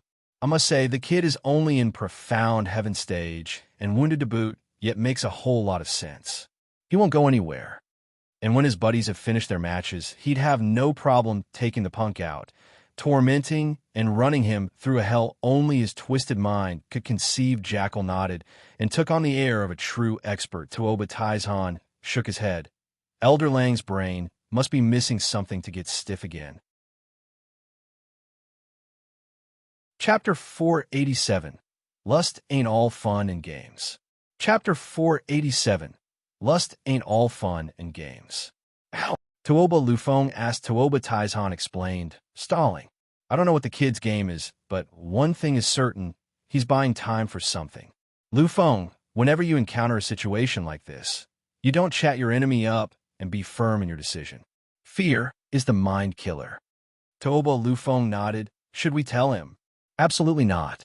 Tuoba Taizhan and Han Tianmao spoke in tandem, and then burst out laughing. The others were clueless to the inside joke. From what they saw, the commander and imperial tutor were worried Tuoba Lufeng might spill the beans. All of them grumbled at the old foxes. Han Tianmao said, "Lufeng, what do you suppose will happen by going to Elder Lang and telling him he's stupid to his face?" "I'll be ground to a pulp." Tuoba Lufeng said. Puzzled Han Tianmao added, "And that's the truth of it. The elders are selfish, rash, and on a high horse.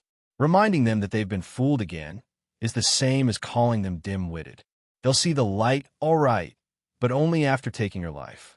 That being said, Zhua Fan's one smooth talker, prepping Elder Lang in just a few short words to attack you if you ever try ruining his plan. Tuoba Lufeng was soaked in sweat, bowing many times in thanks. Tuoba Taizhan said, "These three are foul men.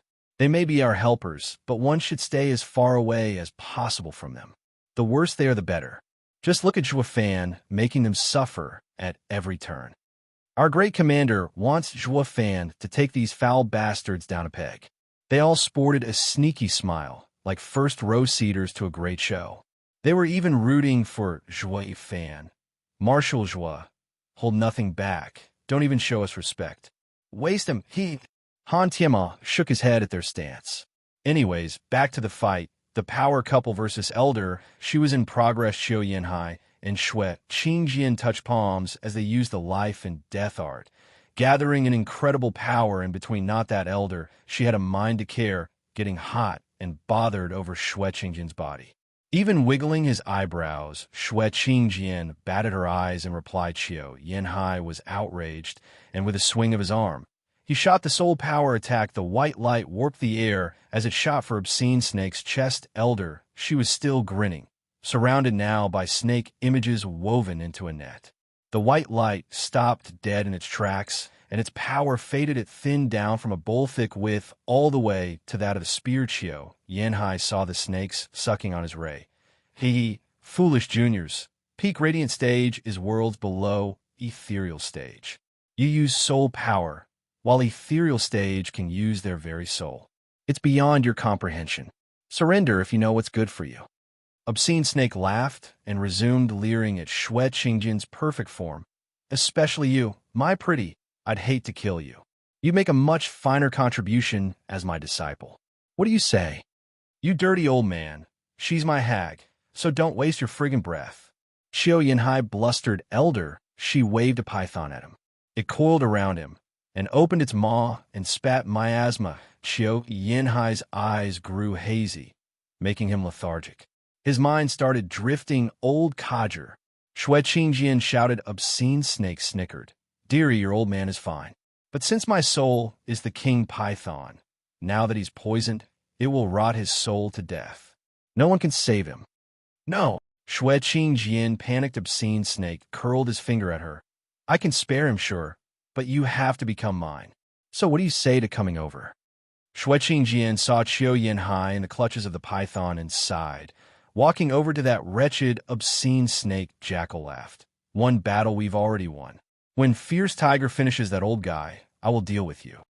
I'll give you a taste of living hell. Ha ha. Zhuo Fan opted for silence. His eyes focused on Shui Qingjian. Come, my pretty, hi. As she got close, Obscene Snake yanked her into his embrace. Shui Qingjian struggled to shake him off. To no avail. Her eyes darted around, her voice soft and soothing. Be gentle. You're hurting me. Bag of dead bones. Let my hag go. Xiao Yanhai should have been put under from the python's poison. Obscene Snake gave him a taunting look, turning back to his prey. My pretty, I'll let you go, but don't go anywhere. Where can I go? I'll always be with you. Ha. Shui Qingjian giggled. Obscene Snake let go of her, and Shui Qingjian's eyes turned cold.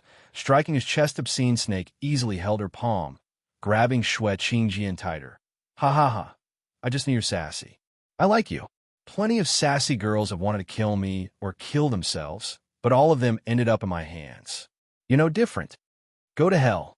Shui Qingjian lashed. That only got Obscene Snake more excited. My pretty, the feistier you are, the more you turn me on. Now give me a big kiss. Obscene Snake puckered his lips, closing in on Shui Qingjian's pristine face. Stop, pervert. Xiao Yanhai roared.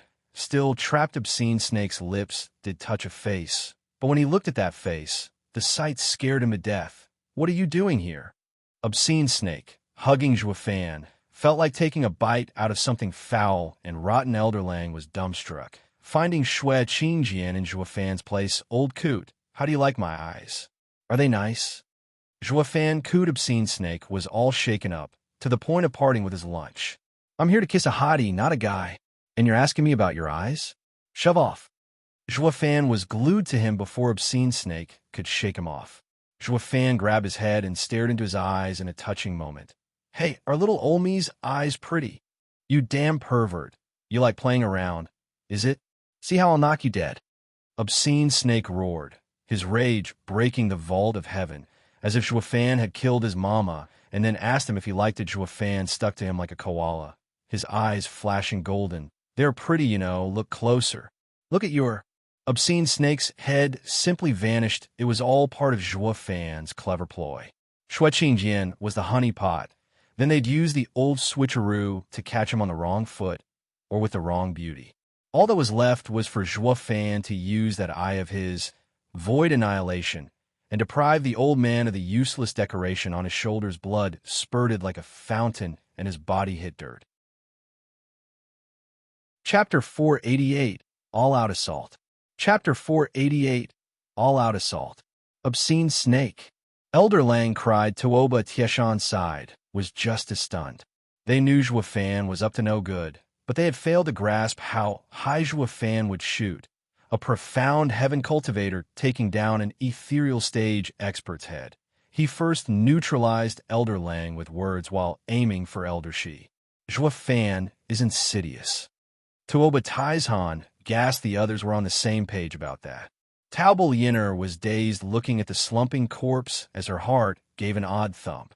Zhuo Fan jumped away and shouted. Elderly, they're enraged. Flee! Li Jingqian's ears twitched, and he broke away. While chasing them, Fierce Tiger sensed danger from the spatial fluctuations and dodged. He saw Zhuo Fan's right eye's 2 golden rings whoosh. Li Jingtian grabbed Zhuo Fan and flew away. With Obscene Snake losing his head, the python around Xiao Yanhai faded away. He rejoined Shui Qingjian, and they were right behind Li Jingtian. Fierce Tiger went over to Obscene Snake's body, then glared at Jackal. What the hell happened? How'd they get his head? Elder Lang was still shaken up, stomping. How should I know? 1 second he was here in front of me, and then the next second the punk was in Obscene Snake's arms, taking his head. He was dead before I even saw it. He got what he deserved, looking down on his enemy and going mad with lust. I've told him time and time again, lust ain't all fun and games. This is the result. Enough of your useless advice. It's all your fault for not having a hold on the brat. With a bellow, Obscene Snake's corpse flopped around, and a brown python came out of it. It had cruel eyes, always hissing and equipped with a pair of poisonous fangs ready to tear its prey. That rotten bastard ruined my body. I will tear his soul and take his body as revenge. The python raved, its tail lashing everywhere. Elder Hu and Jackal shrugged, then watched Zhuo Fan go. Old Lang, should we help Obscene Snake get a new body? Of course, even without that damn snake's issue, I'd still tear the punk limb from limb. Elder Lang gnashed his teeth. Obscene Snake's body flopped some more, his voice howling. What are you waiting for? Get him. Without a body, I'm losing 1/10 of my strength every quarter of an hour. I need to get him fast.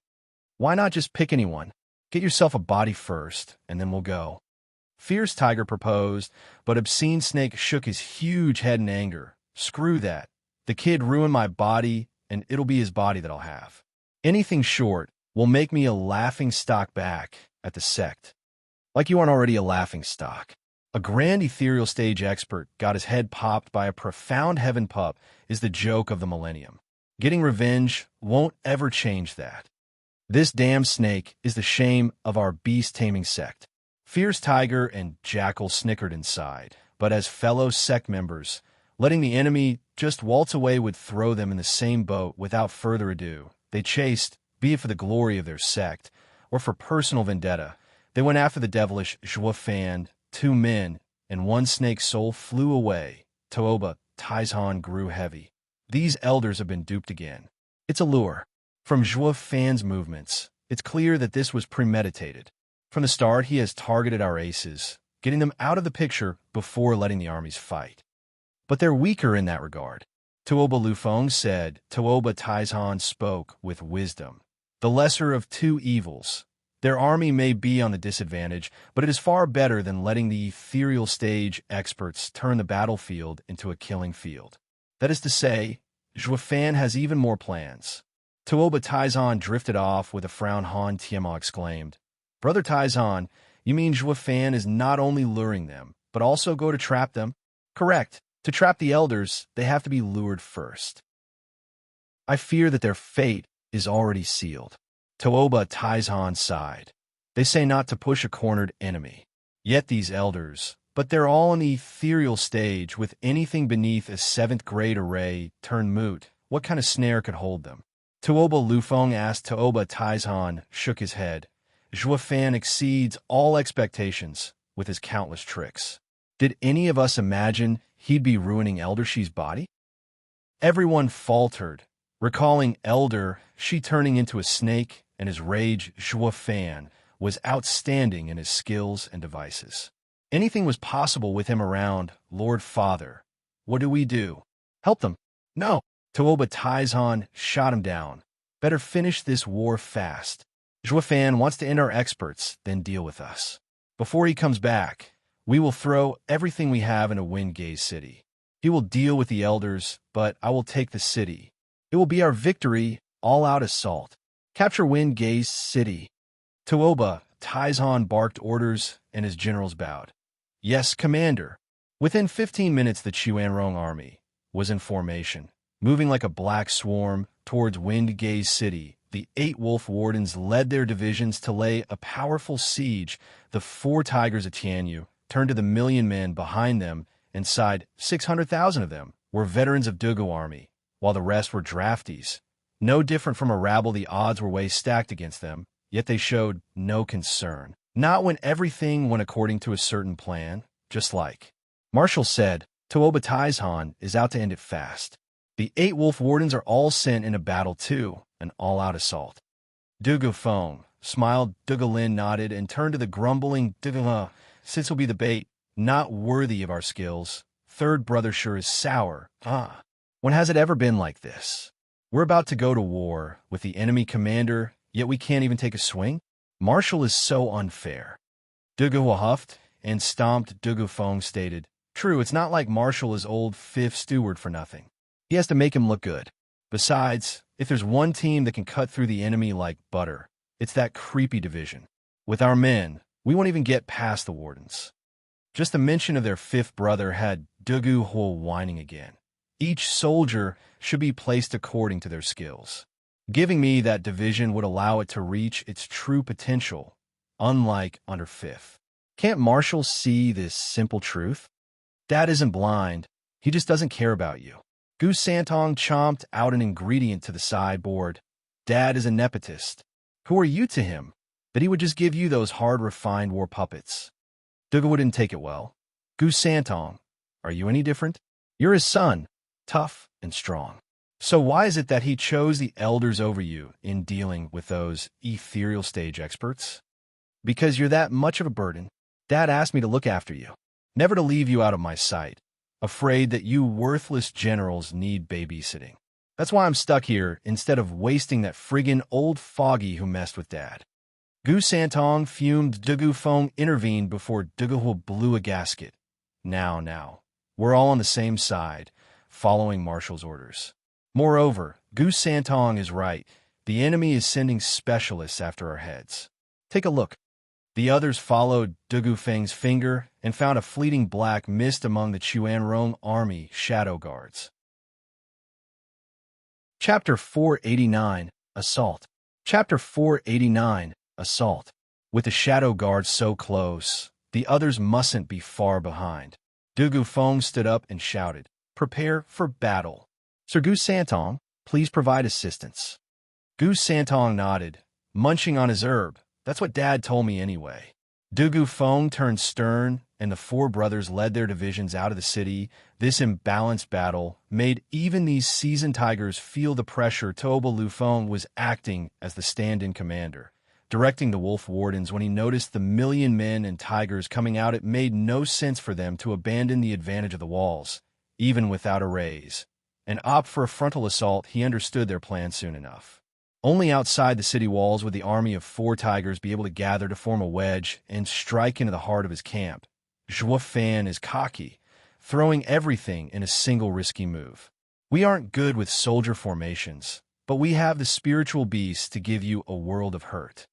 Tuoba Lu Feng ordered, Steel Arm Wolf and Ironback Wolf, move in front to block them. Howling Wind Wolf and Blood Shadow Wolf will punch through behind the 2. Throw this battle into chaos once Tianyu's imperial family support breaks their formation. Understood. The messenger left the fanned-out wolves change formation. Ironback Wolf and Steel Arm Wolf's divisions combined, forming a wall in front of Tuoba Lu Feng. Dugu Feng laughed. Give your all, charge. With their numbers short, their best bet was to finish this battle quickly. They had to brave the danger of a trap to get to the commander and hold him hostage. Roar. The fearless shouts of soldiers shook the sky at the same time. Hundreds of black trails flitted over with eerie movements. They entered their formation and mowed down these men with their black blades. Their barely formed formation collapsed in an instant way above them. Sima Hui bombed them with chess pieces. They whistled through the air and left behind craters and mournful cries. Thousands fell with every strike. Howling Wind Wolf and Blood Shadow Wolf, who were on standby, laughed with glee. Without Dugujantian, they're nothing. Look how easily their formation fell. The invincible army will fall even without our help. Howling Wind Wolf laughed. Blood Shadow Wolf snickered. That Marshal Zhuo's mind is only filled with machinations, yet is lacking in the military department. Ha ha ha. When it comes to wars, what's important is to use your full strength in a clash. Getting tangled up with court politics and cloak and daggers every day makes you weak in directing soldiers. No matter how shrewd he is, Dugu army will die in his hands. Only Tuoba Lufeng knew just how intricate Zhuo Fan's thinking was, so much so that he felt it was all going too easy here. Strange, was Dugu army ever this weak? They're not up to par with the average Xuanrong soldiers. With a reverberating shout, a red flash landed on the battlefield. A 7-year-old kid, Sima Hui, shook all over and even dropped his readied pieces. Senile old man. Rather than play chess all day back at the capital, you've come here to fight? Gu Santong shone red as he punched at the sky hum. The space warped. Sima Hui felt his vision swim as the relentless force slammed into him. Sima Hui didn't even have the time to make a peep. All he could do was bring out his Yuan Qi Bam. The ringing explosion made Sima Hui spill blood, his clothes a mess as he barreled through the air, bleeding from every inch of his body. Invincible scamp, Gu Santong's punch was that of a monster. Not even a monochrome chess sage could take a hit. Snorting, Gu Santong grinned. Turning to the shadow guards with his uncanny speed, he punched every one of them into a pulp. Even if they weren't exactly human, the power of that cutesy fist warped the space so much that he didn't even need soul power to finish the job. And now that he had vaulting Kunpeng as his guide, he used that ridiculous strength to its utmost potential. The shadow guards didn't stand a chance. Gu Santong ran to and fro, nailing shadows at every corner. When Gu Santong touched down, his tiny fist was soaked in blood, his sharp eyes staring down Ironback Wolf and Steel Arm Wolf's divisions. Dugu Feng shouted, "The bastards are dead! Attack!" Roar! His brothers gathered over, leading 600,000 men to form a new formation unlike before. These soldiers were of different metal, hardened and tough. They were the remnants of Dugu army charge. Dugu Feng shouted. With the tigers in the lead, the army's Yuan Qi fused. The soldiers formed a sharp blade that could cut any shield. Ironback Wolf and Steel Arm Wolf jerked, finding this formation a much worse enemy than the previous larger one they had formed. This is Dugu army. The previous one was bait. Tuoba Lufeng shouted. Dugu army was right on top of the two enemy divisions when Gu Santong timed his fist just right. Soaring fist, splitting heaven. Hum. Roar. His attack and Dugu army's aura combined. Ironback Wolf and Steel Arm Wolf felt the heavens dropping on them. The sheer might of this attack robbed the air from their lungs and stopped their hearts boom. The million men of the two wolves were flung all over the place, with many in pieces, as the tigers cut through them like paper. Ironback Wolf and Steel Arm Wolf puked blood. They had to thank their formation for still being alive, although now the divisions were crippled. 30% died from impact, while 60% lay in critical condition. This is impossible. Tuoba Lufeng was slack-jawed. Dugu army didn't have such strength even at full power. How did it break two wolf divisions? Tuoba Lufeng glanced at the flying kid and gulped. Invincible scamp Gu Santong. He alone broke 1 million soldiers. Someone call the experts to get rid of the kid, or we're finished. Tuoba Lufeng ordered. The 4 tigers were too close, though, coming up on Blood Shadow Wolf and Howling Wind Wolf's divisions. Gu Santong was flying in circles overhead. The 2 wolves gulped, paling from fear, no matter how strong they were in the past. Dugu army was never such a freak. Not a minute ago, they had mocked Zhuo Fan's military ignorance. being only good at schemes. How ironic that a scheme was what had 2 divisions routed the Tigers would need, but moments to charge through to their young commander and run them over. As for stopping them, well, they didn't even dream of it. They were attack divisions, best used while the enemy was busy pushing back Steel Arm Wolf and Ironback Wolf. They weren't built for defense. It was then that 3 men flew over before Goose Santong. Chapter 490, Immemorial Sages versus Cheelin. Chapter 490, Immemorial Sages versus Cheelin. You again? Goose Santong spat. You rotten sack of meat. You've always pushed me around. Last time I let you off, yet you still dare to come back. Is it your time to die? Covered in black robes, with black mist around him, Shadow King was back. On his side were Goose Santong's old acquaintances from 300 years ago. Zhuge Chongfeng's old elders. The two were filled with bloodlust. Shadow King grinned. Goose Santong, the only reason I'm here is because this time I've come prepared. Look around you. They're all old friends of yours. Recognize them? Goose Santong snorted. I don't have time to waste on nameless juniors. Quite the mouth you have. We fought so hard 300 years ago, and after all this time, the noble Sir Gu acting as divine dragon must have forgotten his friends of old. One mocked Goose Santong stared back. You were there? Wait, all of them are dead, so how are you 2 men still alive? Men! Shadow King's hatred burned hotter. Since you forgot, allow me to refresh your memory. These 2 fought alongside me back then and faked death when a moment was right. Why else would you still have the gall to saunter all over the place? Shadow King's anger targeted these 2 sages. The 2 were bashful, sighing. Shadow King, our team of 3 hadn't formed yet. Showing up would have only worked against us. So we decided to buy some time to train our teamwork for the next time we fought Goose Santong. That's why we faked death. You ran, but what about me? Shadow King glared. Heaven's Sage sighed. Shadow King, you've always been true and loyal. You'd never agree with our plan and even fight our attempt. That's why we didn't say anything. You left me for dead. Shadow King gnashed his teeth. It's because I thought you were dead that I resorted to stake it all on taking Goose Santong's 10 punches. It's what got me these creepy, ghoulish threads. Aren't we the same? After the battle, Goose Santong broke our spirit root, dashing our hopes for the ethereal stage and sealing our lifespan. We could only drag our miserable existences as crippled husks. How's that any worse than me? You're still human. As a spirit puppet, I'm stuck at the same spot forever. I even have to eat souls to survive, for crying out loud. I'm neither man nor shade, but an abomination. Shadow King and the sages were digging up ancient history and any baggage it carried. Goose Santong just stood there with a frown as he considered the 2's past. Tuoba Lufeng was fuming below, wishing for nothing more than to go up there and slap some sense into them. You're here as backup, not to quarrel. Is this how Tianyu's experts act? Have some sense of duty, for God's sake. By the time you finish your spat, my men will be gone. Goose Santong had heard enough to ring some bells.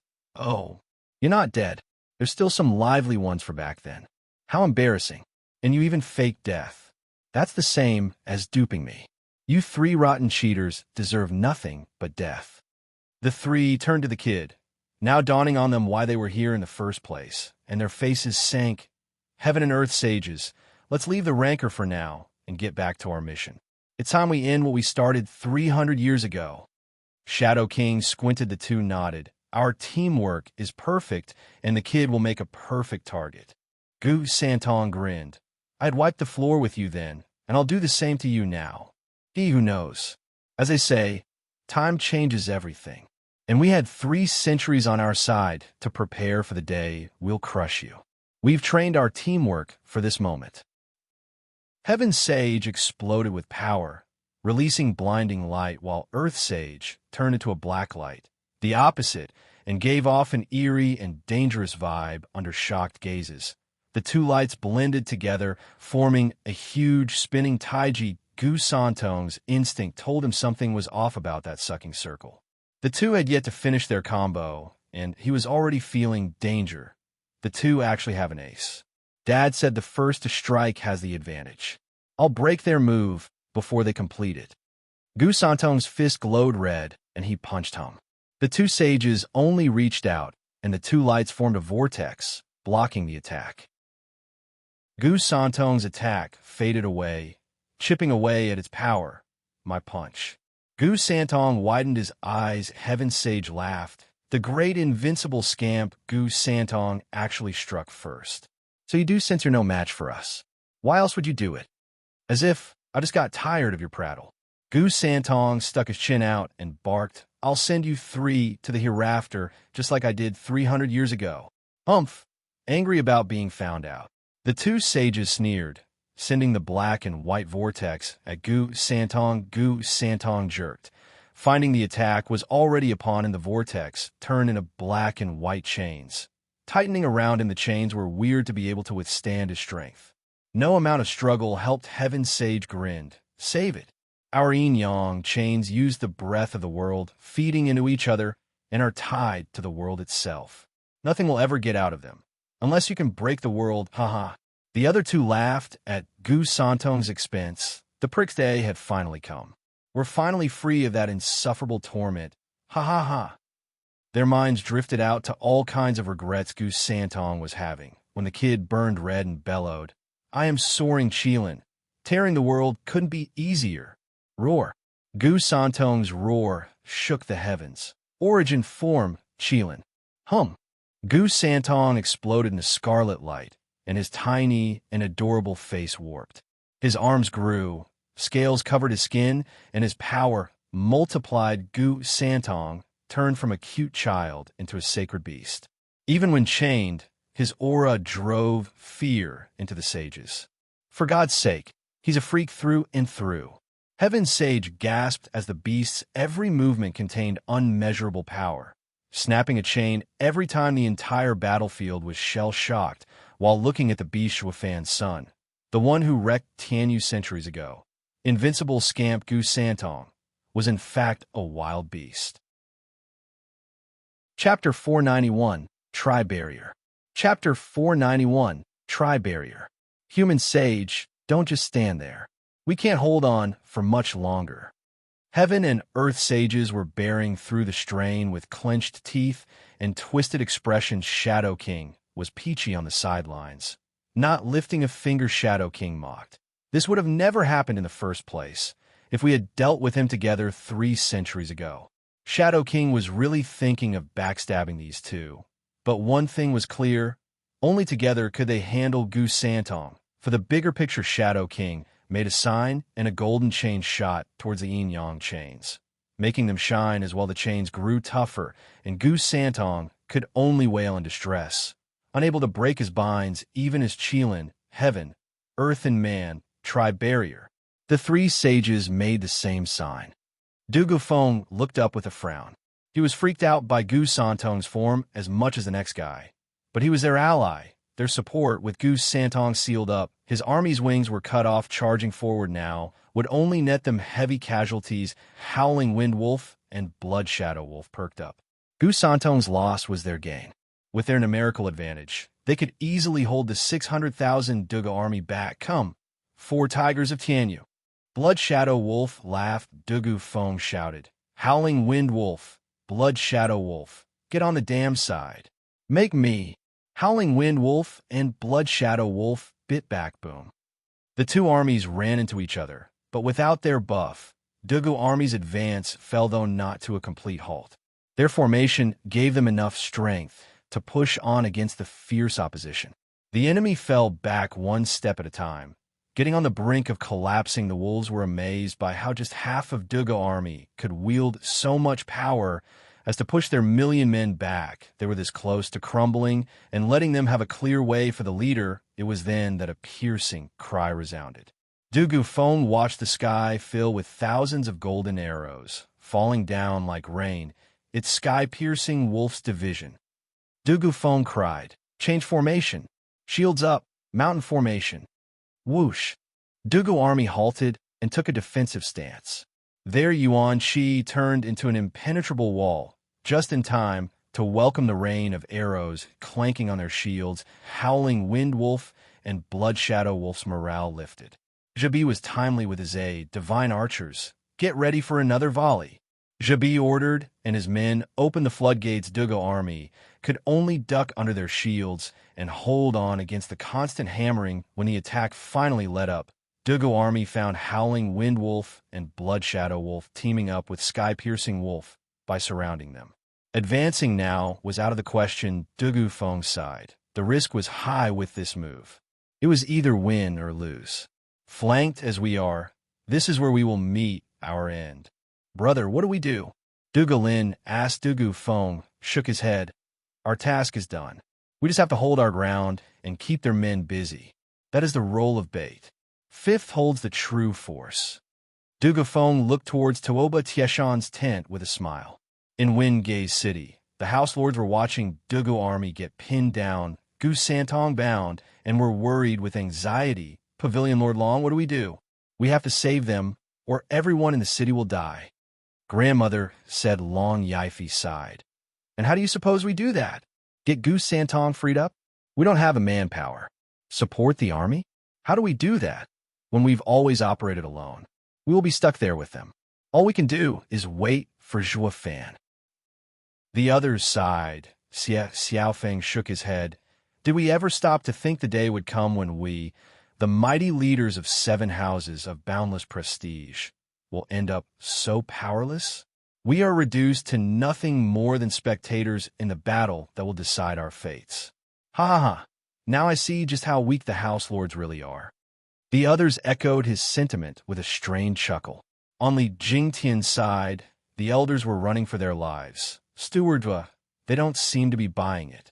Maybe they don't care about us and are now slaughtering Wind Gaze City. No, Zhuo Fan was resolute. I broke his meat suit, and the guy must be boiling mad. The other 2 will be with him for appearance's sake to save their names. They're overconfident in their ethereal stage power, thinking in their thick heads that revenge couldn't be easier. They'll never go with feints to draw us out by attacking Wind Gaze City. It's too much of a pain when they don't have to. Qiu Yinhai grumbled. Stewardwa, next time if a twisted trick like Honey Trap comes to your mind, could you please leave my biddy out of it? Ha ha ha. You think I wanted to do that? She's a victim of circumstances. Zhuo Fan said. The plan was to draw the experts away by pissing them off and give the 4 tigers of Tianyu some breathing room. As to how we go about doing that, it all came down to the adversary.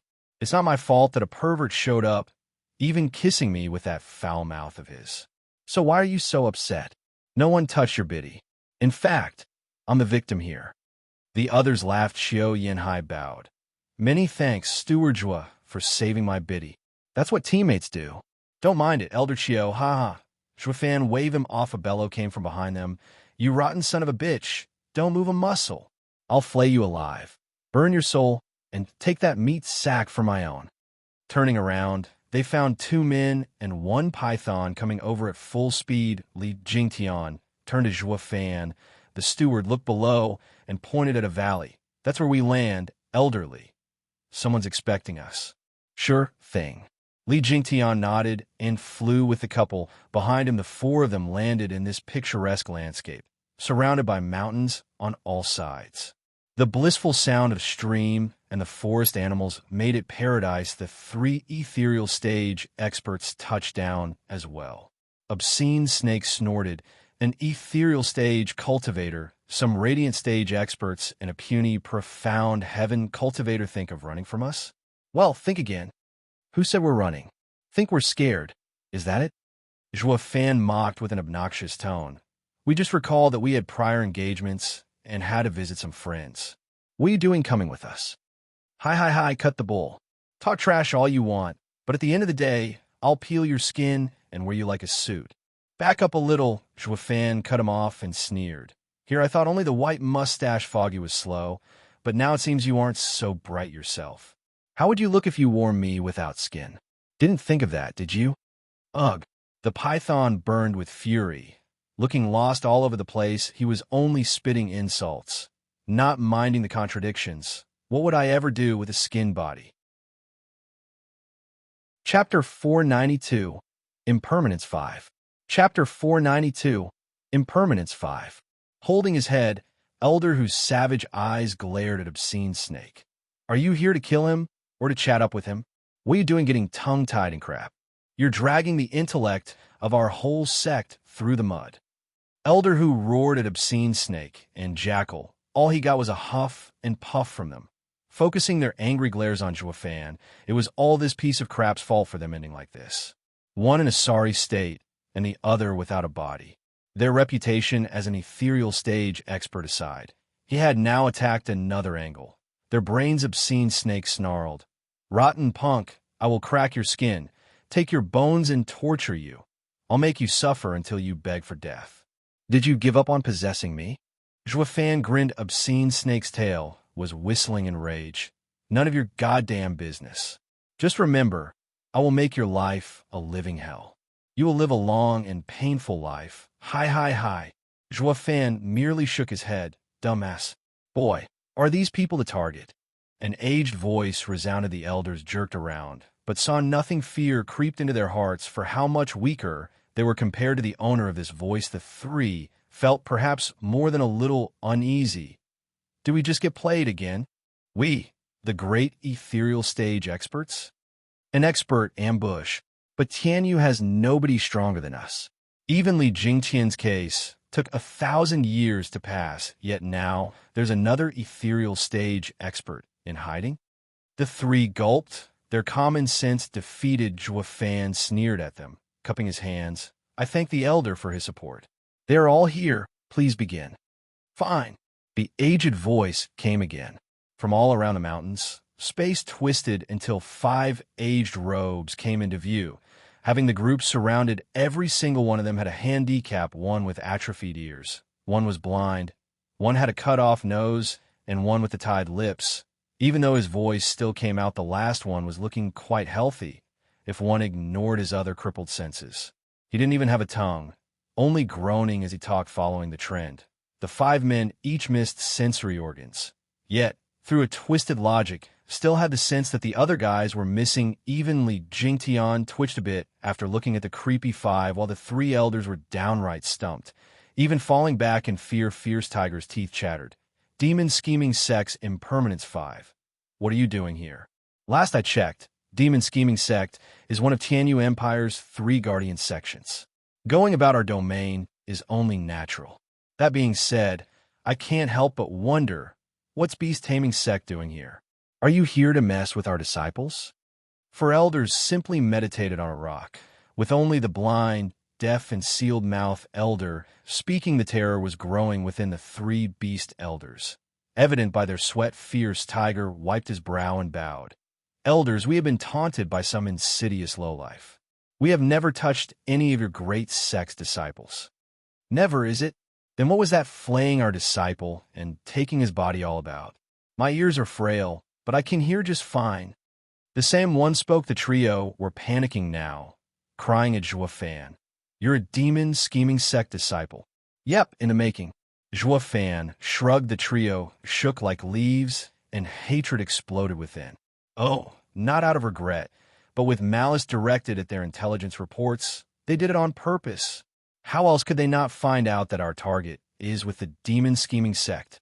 What was supposed to be a simple in-and-out job, beneath the prying eyes of Tianyu's guardian sects, had now become a task of targeting demon scheming sect's disciple. They were as smooth as a lummox, Tianyu's emperor in particular. You fool, going around targeting demon scheming sect's men with your pranks? Is life too good for you? The 3 elders were close to bawling. Impermanence 5 are veterans. We should have had an easy time, but we just came here and have already hit a wall? Fierce Tiger bowed at once. Elders, we did not know the kid was yours. We ask that you overlook our transgressions out of the goodness of your hearts. Ha. What's the point of sect rules if a simple apology would suffice? You mess with our disciple and think you can walk away just like that? Who do you take the demon scheming sect for? The same elder taunted as tears welled up in their eyes. Obscene Snake had to show his dissatisfaction. Elders, just look at us. It's him who has messed with us. He is still alive and kicking even after taking out my body. Ha. A profound heaven kid destroyed a great ethereal stage expert's body. What a shame. And now you have a nerve to own up to it? The way I see it, death will look much better on you. The elder mocked. The other 4 elders shook a little, each expressing joy in their own creepy way. Fierce tiger barked. Obscene snake, are you so damn blind? This is a trap. Demon scheming sect. Is splitting hairs just a fish for leverage. We can beg all we want, but they won't ever let us go. Ha ha ha. Everyone is a product of their environment. You haven't been around this kid for long, yet you already have the kid's brain rubbing off on you, if only a little. I think congratulations are in order. The elder mocked. Fierce tiger turned savage. Impermanence 5, you're famous in Western lands, but you're not much different from us. Don't push it, or we'll take you down with us. Now, I really want to see just how 3 nobodies would go about doing that, huh? The elder shot back. Kid, take your men away before they tie us down. Yes, elder. Zhua Fan bowed, giving Li Jingtian a look. The 4 flew away, but didn't go too far. Watching from the sidelines at the edge of the valley, a fight of this degree would do the fresh, ethereal stage. Li Jingtian and the power couple a world of good. Qiu Yanhai frowned at the still-sitting elders. Steward Zhua, what's the deal with them? Their senses are wilted, but not by accident. Ha ha ha, true. It came about from their cultivation method. Zhua Fan explained. It is a combination art, vicissitudes art. It is said a year of vicissitudes, a time of blossoms, and a time of wilting. When the year turns, vicissitudes begin anew. This is the natural cycle. Everything in this world rises and falls in a never-ending cycle. These 5 elders emulate it through their sensory organs. But the cycle can sometimes thrive and sometimes degrade. To compensate for this glaring weakness, they each gave up all their sensory organs except one. Thus, together, they will only thrive, to the point that many experts stronger than them have fallen to their combination art. The elders are named after the sensory organ they picked. Take that talking elder, for instance. He is Elder Shi, because of his tongue. The others nodded, with Xue Qingjian found their creepy looks not at all inviting. But they're so damn ugly. No matter how great the art is, I'll never practice it. The others laughed. Zhua Fan continued. Sister Xue, you're underestimating the vicissitudes art. Not anyone can train in it. The least you should be ready for is to give up your face, but you also have to join 4 others in using it. While each of them has a sense still working, it is at the group's discretion to use it. And therein lies the kicker. You can't control it. In reply to their shock, Zhua Fan smiled. Anyway, there are 3 reckless fools trying out. You best peel your eyes to a true ethereal stage expert. Chapter 493, Extreme Might. Chapter 493, Extreme Might. Elite Coder. Impermanence 5, you're seasoned experts, but we're no pushovers either. Once we do this, push us hard enough, and we'll stoop to anything. Yeah, we're so ruthless that we even scare ourselves. Elder who watched the enemy with tense and sweaty brow, though still talk tough in the hopes of scaring them. The other 2 threw in a helping hand. The 5 elders sat still like before, letting these 3 talk to the walls. Elder, she began after a while. Ha ha ha. There's a saying, all bark and no bite. I gotta say, the more you hoot, the more relieved I feel. Xue Qingjian giggled. Steward, that guy's just like you, throwing biting remarks. Of course. Why do you think he kept his tongue and earned his nickname, Elder Shi? Ha ha ha. Zhua Fan chuckled. The tiger, wolf, and snake were fuming like pretty much anyone else. These 3 were fierce believers of death before dishonor. Now that elder, she had taunted and mocked them. He was wiping the floor with their name. As even ethereal stage experts, it came as no surprise when Elder, who exploded with power as a golden-eyed tiger image appeared around him, the sky darkened. The wind howled. Like a tiger on the prowl, Li Jingtian shook, the roar infecting him. It was many times stronger than the one he felt when fighting Fierce Tiger. Only in danger would Fierce Tiger show his true power. In order to fight for his life, Elder Lang had a mighty wolf around him, baring his claws and fangs, growling at the 5 elders with bloodshot eyes. As for the run of the litter, Obscene Snake, powering up proved a tiny bit difficult without a body. In fact, he was decaying as time went by. He'd better get a meat suit fast before a breeze blew him over. No pressure, though, as an ethereal stage expert soul could survive for a long time. Then again, the weaker the soul got, the harder it would be to get a new body. Impermanence 5 just sat there, chilling, with no intent of attacking or leaving, just stalling. The three elders were clamoring to get away, though none tried to leave by force, just struggling only to find themselves stuck. Elder, who snapped first under the pressure and flew into a raged jackal, an obscene snake, followed. The 5 elders acted right away as well, though only in the form of one elder. Whoosh. The elder who could open his mouth appeared in front of them. The trio were exuberant. No matter how much fear they had for the 5, just one elder presented them with a high chance of survival. Of course, they'd take it. 3 souls joined together, the auras combining into a might that could crush mountains. Even Li Jingtian felt fear. Their combined power came from how well they knew each other, how perfectly in tune they were, while the elder just stood there, opening his mouth only when the attack was on top of him to release a dreadful howl. Bam! A ripple like a sonic boom ripped apart the attack like paper. Who and Lang puffed blood from the searing headache, and their soul forms vanished. While Obscene Snake had it worse. His already faint form was much closer to fading away. This attack had sapped his soul energy. Ugh. The 3 groaned, falling on the ground like bricks. While the attacking elder returned to his spot, Li Jingtian's side was bug-eyed. A mere shout routed 3 grand ethereal stage experts' combo soul attack. No matter how great the gap in strength, it should never be this great. They were all in the ethereal stage at the end. Just like how divine dragons didn't have much of an upper hand against plain radiant stage experts, Zhuo Fan smiled. It's too soon to be shocked. That was just a warm-up. Elder Ko merely opened his mouth. That's all. What? They all cried out. What will a full-blown attack look like then? Zhuo Fan explained. The greatest difference between ethereal stage and radiant stage is soul form. They all rely on their souls. Using anything less means sparring.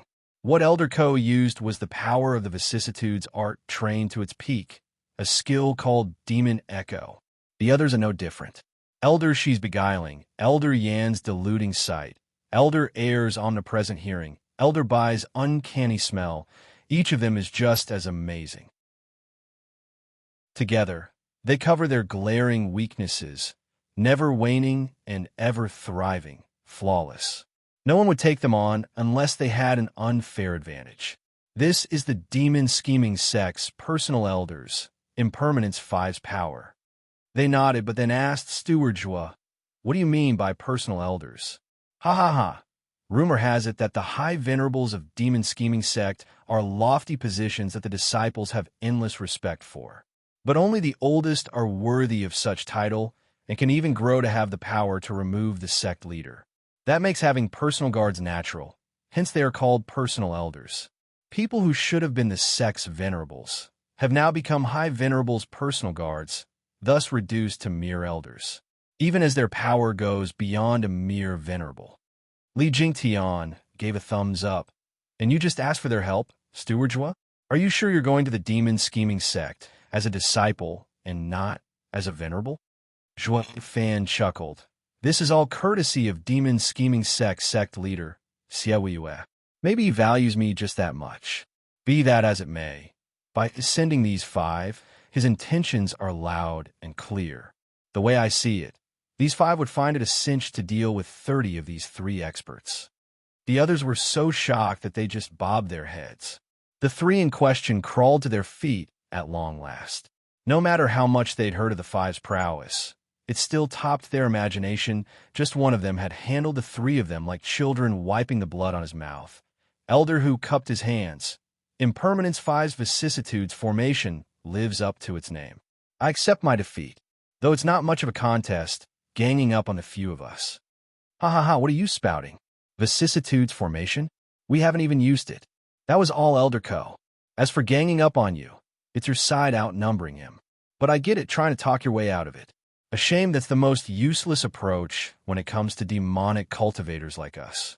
While righteous cultivators like you would go the extra mile for stuff like honor and whatever, for us the end justifies the means. A loss won't change no matter how few or many are attacking.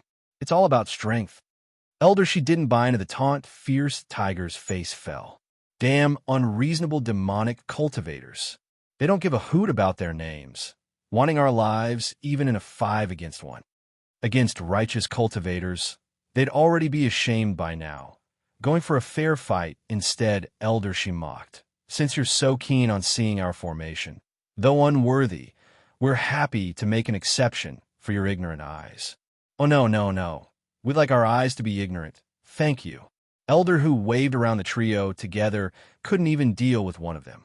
While all 5 would kill them with a flick, it was an overkill, plain as day, like a 9-foot-tall mean thug towering a 3-year-old. A slap would do him in, but the thug just had to take the kid through the full course of his arsenal. The 3 lamented their fates. Impermanence, 5 couldn't care less. They began with hand signs, clearly deciding to torture these 3 bastards. Good Joie fans, eyes lit up like a good audience. Impermanence 5's formation was a novelty, rarely observed. To witness, it was a chance that appeared once in a blue moon, especially for Li Jingtian and company. The peak of the ethereal stage would be a good demonstration of this stage's true potential. Chapter 494, Soul Form. Chapter 494, Soul Form. Ripples came out of the 5 elders one after the other, and the sky above them turned a bright green.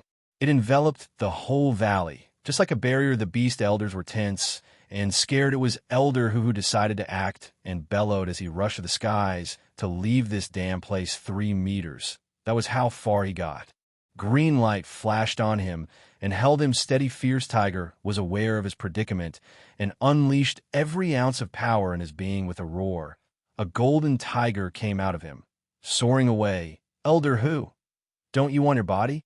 Elder Lang cried, all that work pumping iron to get to this stage. It was a shame just letting it go.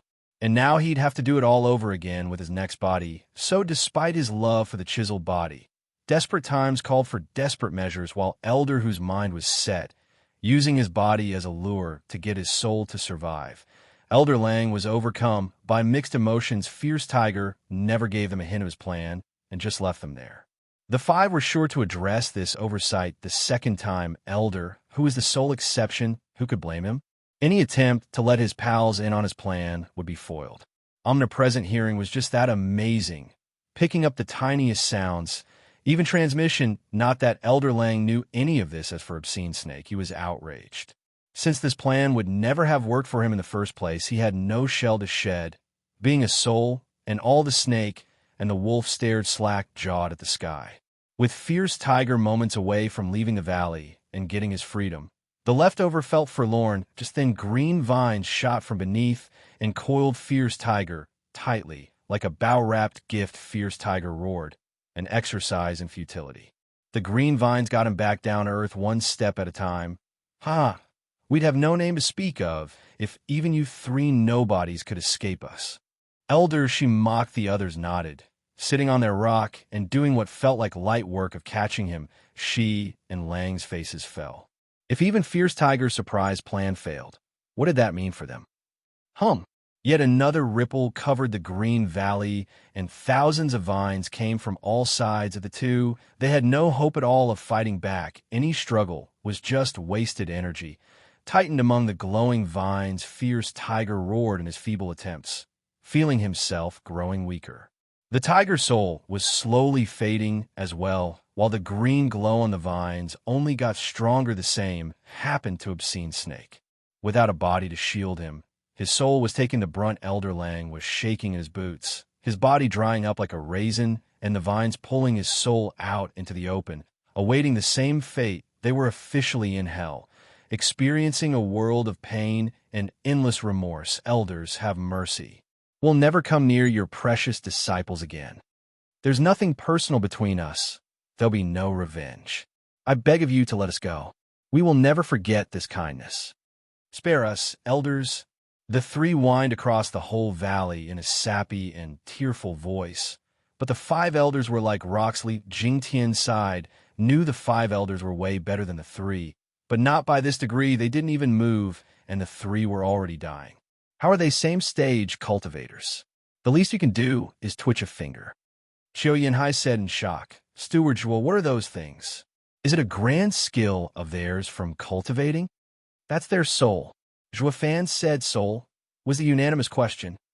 In the ethereal stage, the soul takes shape and can be molded into any form through cultivation methods. Like those three, they trained in a method that made their soul animals. Elder Li should be a black dragon, because of the wraith art he used to achieve advancement. Zhuo Fan explained, while Impermanence 5 have the vicissitudes art and have combined their strengths, this made their souls not the vines, but that green glow you see covering the valley and sealing this place, the vicissitudes world. They have the control of every root, every blade of grass at their fingertips, thriving and waning, translating into their enemies' flourishing or decaying states. Taking away another's life is what they are best at. With this lesson and practical demonstration, they came to the obvious conclusion that in the ethereal stage, the soul's strength ultimately decides victory. Shui Qingjian said, Steward Zhuo, what about mine and Geezer's souls? What will they be like? Zhuo Fan surmised, Sister Shui and Elder Qiu train in fire and water arts, so you ought to become fire and water in constant growth. Better than those three? Shui Qingjian lit up. Zhuo Fan shook his head. It means no set form, like an illusion. Though I can't say for sure. We'll just have to see it first. If those three animals were tough, they'd be breaking away by now. The soul can take any shape in the ethereal stage, each with its own advantage, all depending on their cultivation. They all nodded. The three soul beasts' pleadings stopped at last, their voices cut. It was now a matter of time before their souls died. Elder, she took out a gourd, and with a flick, the vines threw the tame pets inside, putting the cork on. Elder, she stashed the gourd, and the green glow faded with another sign from the five elders. Zhuo Fan and the others went to them and bowed. Thank you for everything, elders. However, I didn't understand something. Why did you let them live as prisoners? This is a sect matter, Junior. Killing them is easy, as well as missing out on a huge harvest. We'd rather take them to the sect leader first and let him decide their fate. Elder, she spoke. Zhuo Fan nodded. Xiaoyue wants to stir things up, I see, and to take it out on beast-taming sect. I reckon he'll reap a plenty. What will that make of the elder's support? Him helping me or me helping him? Elder, she looked hard at Zhuo Fan and nodded. You've got quite the brain, Junior. I see why the sect leader likes you and sent us over. Though keep it in mind to show him some courtesy. Sect leader is no saint either. Thank you for the reminder. I will keep that in mind. Zhuo Fan bowed. The elders nodded. Since that is all, we'll be returning. I will handle the rest. Thank you for all you have done, elders. Zhuo Fan bowed, and they flew away. Li Jingtian muttered, Nice guys, those seniors, unlike any demonic cultivator I've ever seen. There are plenty of freaks of nature around, but that doesn't mean they're all savage and twisted. Many just walk their own path and care not for others. Because of this, they're lumped in with demonic cultivators. These five hardly talk with anyone else beside themselves. Their shrewdness isn't too sharp. They're the closest thing to a saint, as far as demonic cultivators go. Zhuo Fan explained. He looked towards Wind Gaze City and shouted, Now we just have to win this battle, and everything will fall in place.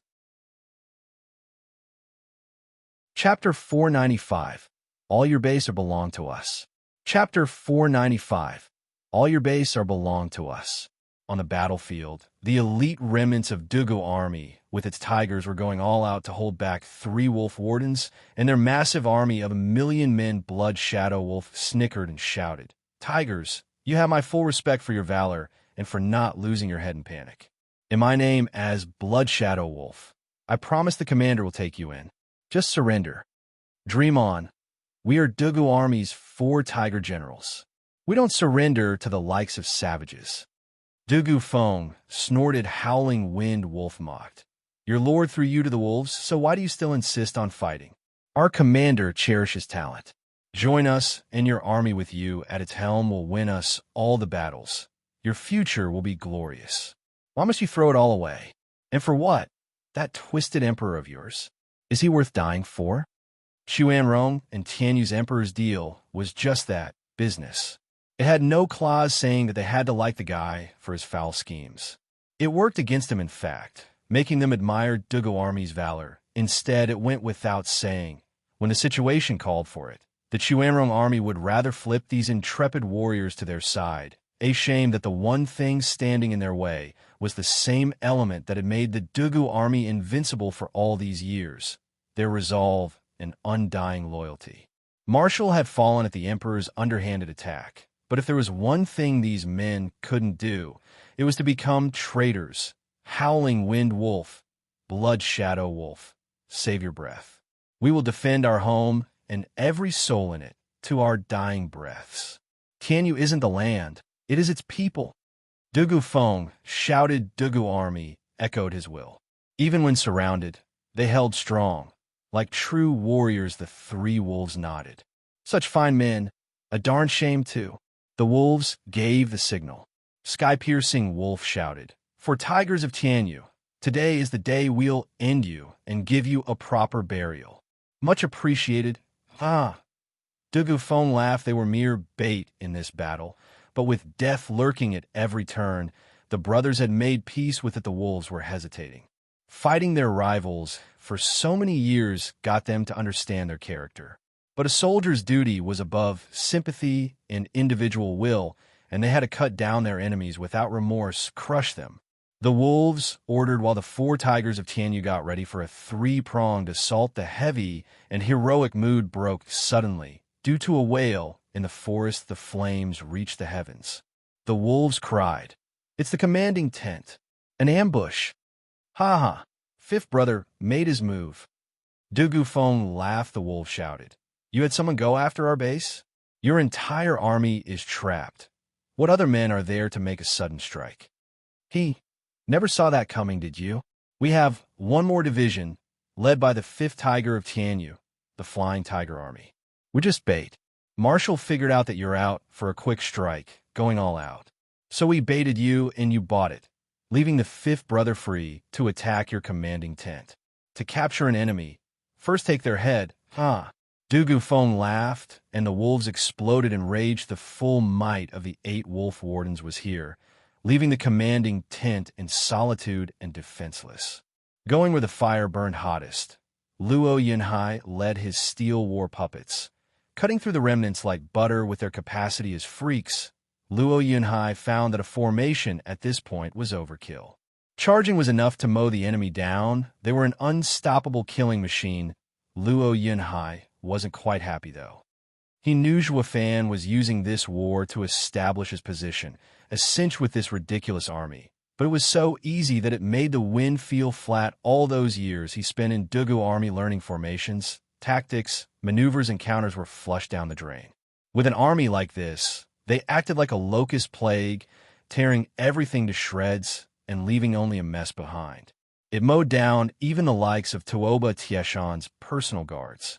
No order, no tactic, just head-on attack like a deranged, murderous fanatic. It finally dawned on him as to why Zhou Fan kept saying power trumps everything.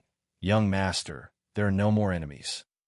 All that's left is the commanding tent. We await your orders. A peak radiant stage, war puppet bowed. Luo Yunhai muttered, "With your strength, just go in there and grab him." "What are you asking me for?" "Young master, it's Steward Zhuo's will. Take the command of yourself, sir, and your name will spread. It will be on everyone's lips and in their hearts." Brother Zhuo is so thoughtful, even though this achievement brings me no joy. Luo Yunhai shook his head and walked to Tuoba Tieshan's tent. The place was surrounded by war puppets. Luo Yunhai walked in to see a lone stalwart man, sitting in a high seat without fear or anxiety, saluting. Luo Yunhai spoke. "I've long since heard Godfather say that Commander is his adversary for life. Today I can attest to that. But now I've taken your camp. You've lost, so I will have to ask you to come with me." "Haha, where did this egotistical brat come from? Want to beat my Chuanrong army and take me down? You have another thing coming." Luo Yunhai stared at his back. "You're not Tuoba Taizan?" "Of course not." Swinging around, it was just some youth in the commander's robe. "Commander knew about your side's weak position. The only way to win was by taking him out. You've been had, haha." "Young master, there are enemy soldiers crawling all over the place. We're surrounded. A shout came from outside. Luo Yinhai nodded and sighed. Just like Big Brothers was said, the first plan only had a 10% chance of success. We'll just switch to plan B and see if the old guy is confident enough to show up. Time to pay those brothers of mine a visit, huh? Why are you so calm? The fake commander jerked. Luo Yunhai grinned. Unrest has never helped anyone. To get to Oba Taizhan, we have exhausted everything to anticipate anything. In any case, all I need is his location, and Flying Tiger Army will get him in under a minute, haha. Luo Yunhai left a stunned fake commander behind. Why don't you kill me? I'm ready for you to take my head. Why kill nobody? Just like Big Brother Zhuo said. You can't stop me, so it makes no difference. Luo Yunhai's last laugh echoed in the youth's ears. He contemplated before nodding. The mettle of a great general. Luo Yunhai signaled for the men to follow him out of the camp. He then heard a laughter approaching him. Savage Wolf met him with his division bursting with bloodthirst. Ha ha ha. Damn punk, you took our camp and now you want to just walk out? What do you think this place is? Zhao Lahan was bursting with power, though a peak radiant stage war puppet blocked the shockwave. Luo Yunhai snickered. It's the enemy camp, of course. What else could it be? A scenic route. Cocky little prick, talking smack even as your death nears. You're just like Shua Fan. Zhao Lahan pointed behind him. See these? Do you think a few 100,000 men can't wipe the floor with you in minutes? Luo Yunhai made a mock copy of his gesture. See this Flying Tiger Army? Do you think it can't flatten you in seconds? Zhao Lahan was stumped. Are all Zhua Fan's underlings brash and obnoxious? He looked at the enemy once again, but snorted in the end. Rube whelp, that's just 100,000 men, while I have 500,000 men with me. Why are you so cocky? Give up for the sake of both our men and your puny life. TCH, you're the dingleberry. You'll see soon enough that numbers aren't everything. Tell me something I don't know. The greatest army Tianyu has ever seen has always been the Dugu army. Those men behind you might be the same, but they still won't top my 500,000 elites. With Luo Yunhai still acting tough, Zhao Lahan resorted to intimidation. The kid wasn't buying it, grinning from ear to ear. Then you're just narrow-minded. Chapter 496, A War Puppet's Might. Chapter 496, A War Puppet's Might. Formation. Let's show this savage wolf just how wrong he is. Luo Yunhai shouted. The war puppets moved into the formation they had practiced for a short couple of months. The awkwardness was still there, but the foundation was steady, as each soldier was an expert by himself. The sky was saturated with raw power, its volatile nature stabbing Zhao Lahan, and his men in a backing away. Zhao Lahan was speechless, and sweat poured down on him. What the hell kind of division is this? How is it so monstrous? They're only 100,000 men, yet are proving to be more than enough to offset the numerical disadvantage. It's like fighting 1,000,000 veterans. He was better off not knowing. This display of power had him on the verge of wedding himself 5,000 Radiant Stage experts, close to 40,000 Profound Heaven experts, and the rest were in the bone-tempering stage. Such a lineup had long since stopped being a band of freaks and monsters. It was downright cheating. Bone-tempering experts were the cream of an army to begin with. Profound Heaven experts would be generals, rarer than rare, while Radiant Stage experts would be gods of war, unstoppable high generals. That was where the 8 Wolf Wardens and 4 Tigers of Tianyu stood. Your common soldier would only ever be in the Qi condensation stage. An army's power had nothing to do with strength per se, but relied on formations, combining their meager efforts into a well-oiled killing machine. But the sight of close to 50,000 men being made up of Radiant Stage and Profound Heaven experts had this veteran of countless bloody battles and gruesome slaughters soiling himself. Dude, don't tease me. Since when did the world have such an army? Who in their right mind accepts becoming a common soldier with that power in them? A venerable or an elder has a better future. The likes of those joining the war effort were the great minority, and that was only because they were raised in a military environment. But this division here is an abomination. Finding further explanation unnecessary thanks to Zhao Lahan's dumb look, Luo Yunhai grinned. Savage Wolf, see that? This is the Flying Tiger Army that our dear Marshal Joie has trained personally and gave to me to command. Do you mind taking it for a spin? Smiley face. The character for train here has multiple meanings, including refining. So think of it as refined by fire. While in this army's case, it is quite literal. Zijua fans, soldiers. Jalahan's mouth fell, not liking his situation one bit. Damn you, Joie fan. Keep your freakiness to yourself. Don't spread it around. How'd he train them? And how the hell am I supposed to win? Taking a deep breath to gather a semblance of reason, he shouted, "Fall back." Like a good wolf, he led by example. Taking flight first, the Chuanrong soldiers were still out of it. The sight of the savage and brash great General Jalahan fleeing in panic was a first for them. Moments later. They followed suit. For even the general to abandon ship. It only went to show that the enemy was far above their station. This had never happened to the Chuanrong army before, and by God. Was it embarrassing? Luo Yinhai smiled and shouted, "A team of 100 Radiant Stage experts is to go get me, that savage wolf. Crush the rest." "Yes, sir." With a brief salute, they got to work like demons from hell. Luo Yunhai's men dove into the savage wolf's division. And all they had was but a crushing advantage in terms of cultivation to initiate the culling. The sky sang with the mournful cries of the defeated. Savage Wolf lost half his men in a jiffy, though the fleeing general had a big part to play. The division had lost the will to hold their formation, not that it would have made much of a difference. The war puppets would still cut through them. Jalahan sped like a wild beast, an exercise in futility against Radiant Stage experts. They still caught up. Jalahan was devastated. These experts weren't just many in numbers. They even had wings. How was he supposed to even escape? Rotten piece of filth. Joie fan, how filthy rich are you? Did you feed them money as training? There was no way out. Jalahan sighed at the sky, finding heaven against him. What should have been an easy job, laying in wait for rats to swarm the camp. Those little rats turned on him like tigers. Now he'd be chewed down to nothing. He should have let someone else take this job. Hindsight never was much help to anyone, not in his position at least. All that was left for him was to go down in a blaze of glory. Jalahan exploded with power. "I am one of the 8 wolf wardens, my strength divine, tearing at spiritual beasts for as long as I can remember, and the best warrior in Chuanrong. Come and get me." His audience chuckled with a playful look. Joie fan had refined these war puppets.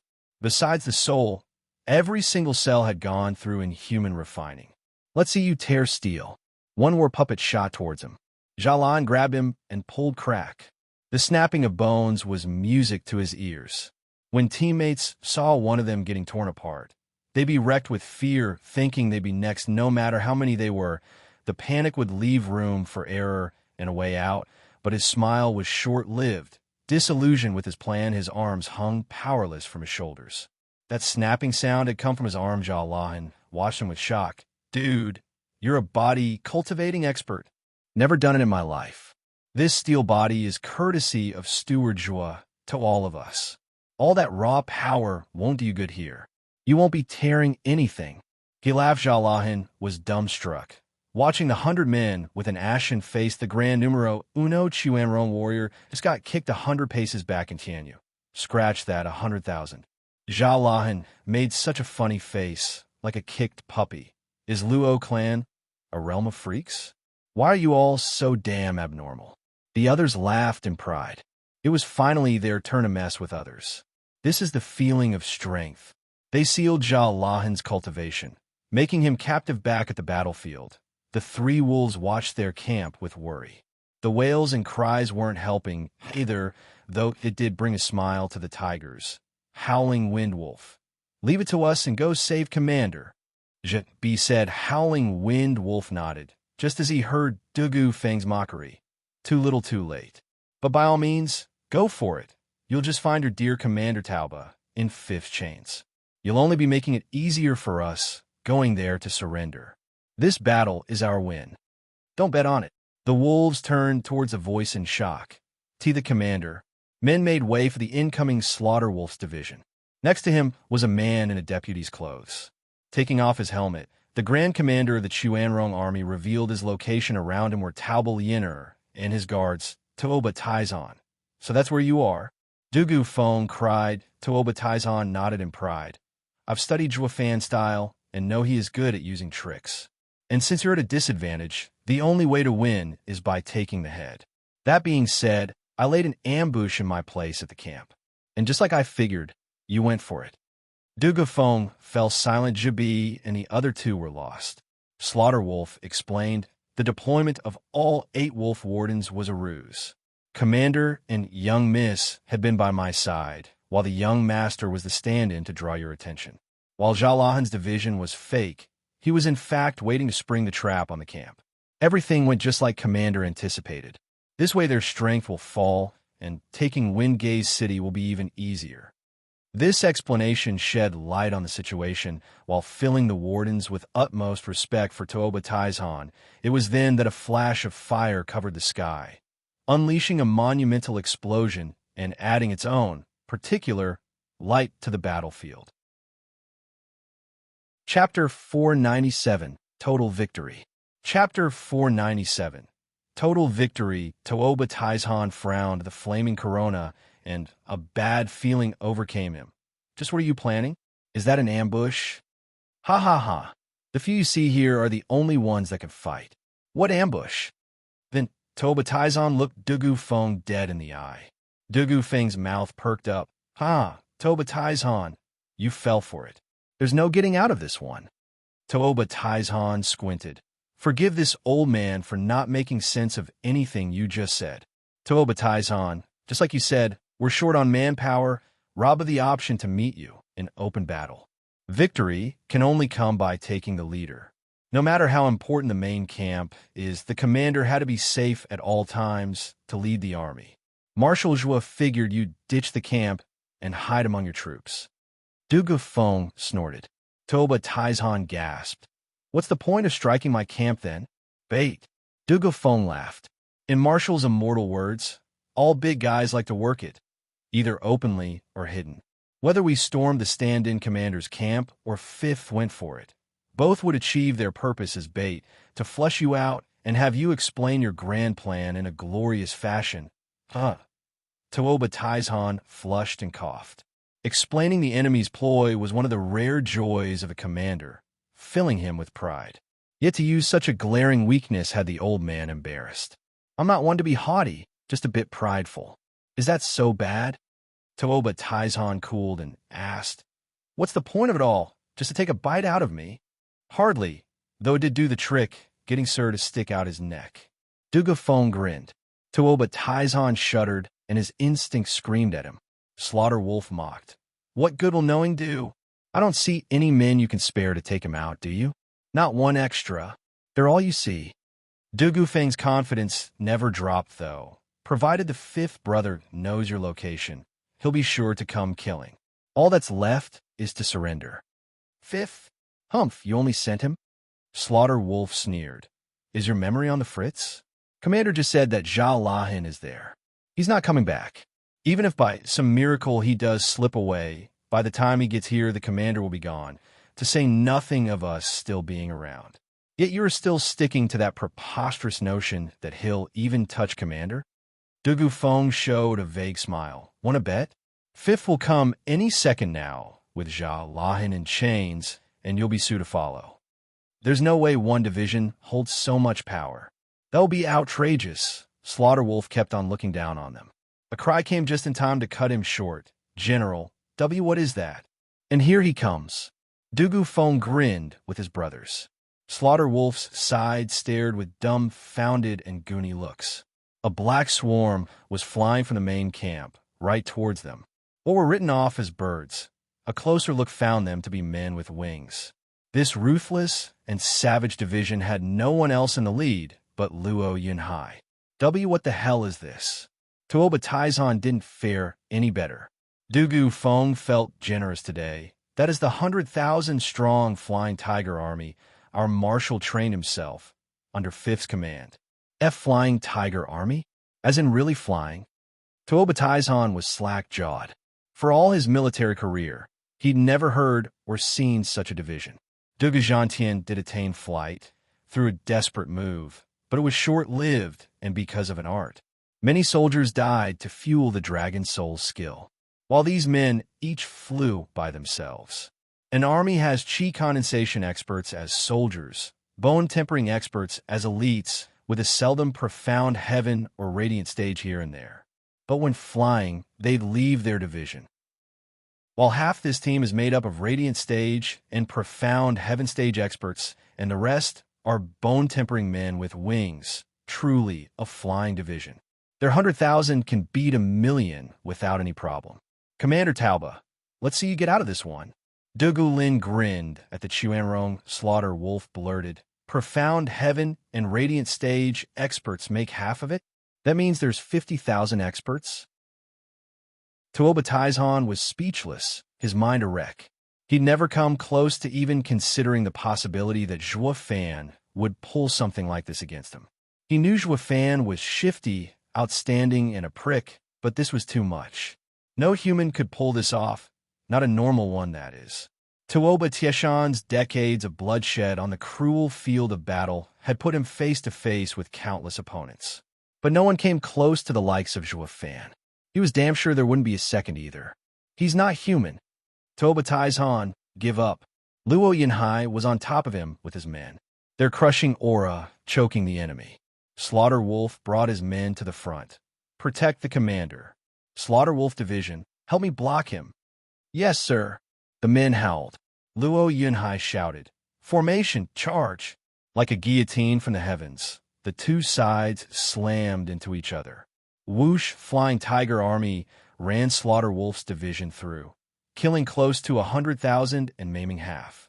Slaughter Wolf himself didn't fare much better, trailing blood on his way to kiss the ground. Luo Yunhai's team just kept on going and going. The other wolves tensed. Slaughter Wolf was the strongest of them all, yet he couldn't do a thing. Looking back at their commander, they all knew they had to meet the enemy if they were to protect him. Sky-piercing Wolf, Howling Wind Wolf, and Blood Shadow Wolf were the next to go. The three divisions fused into a mighty attack to meet the Flying Tiger Army's charge. Even behind the formation's aura, Luo Yunhai felt the pressure. Scatter. Luo Yunhai made prompt decisions. The three wolves hit nothing but air. Gather. Luo Yunhai was behind the wolves while the Flying Tiger Army was behind him, ready to attack. The wolves' morale hit rock bottom.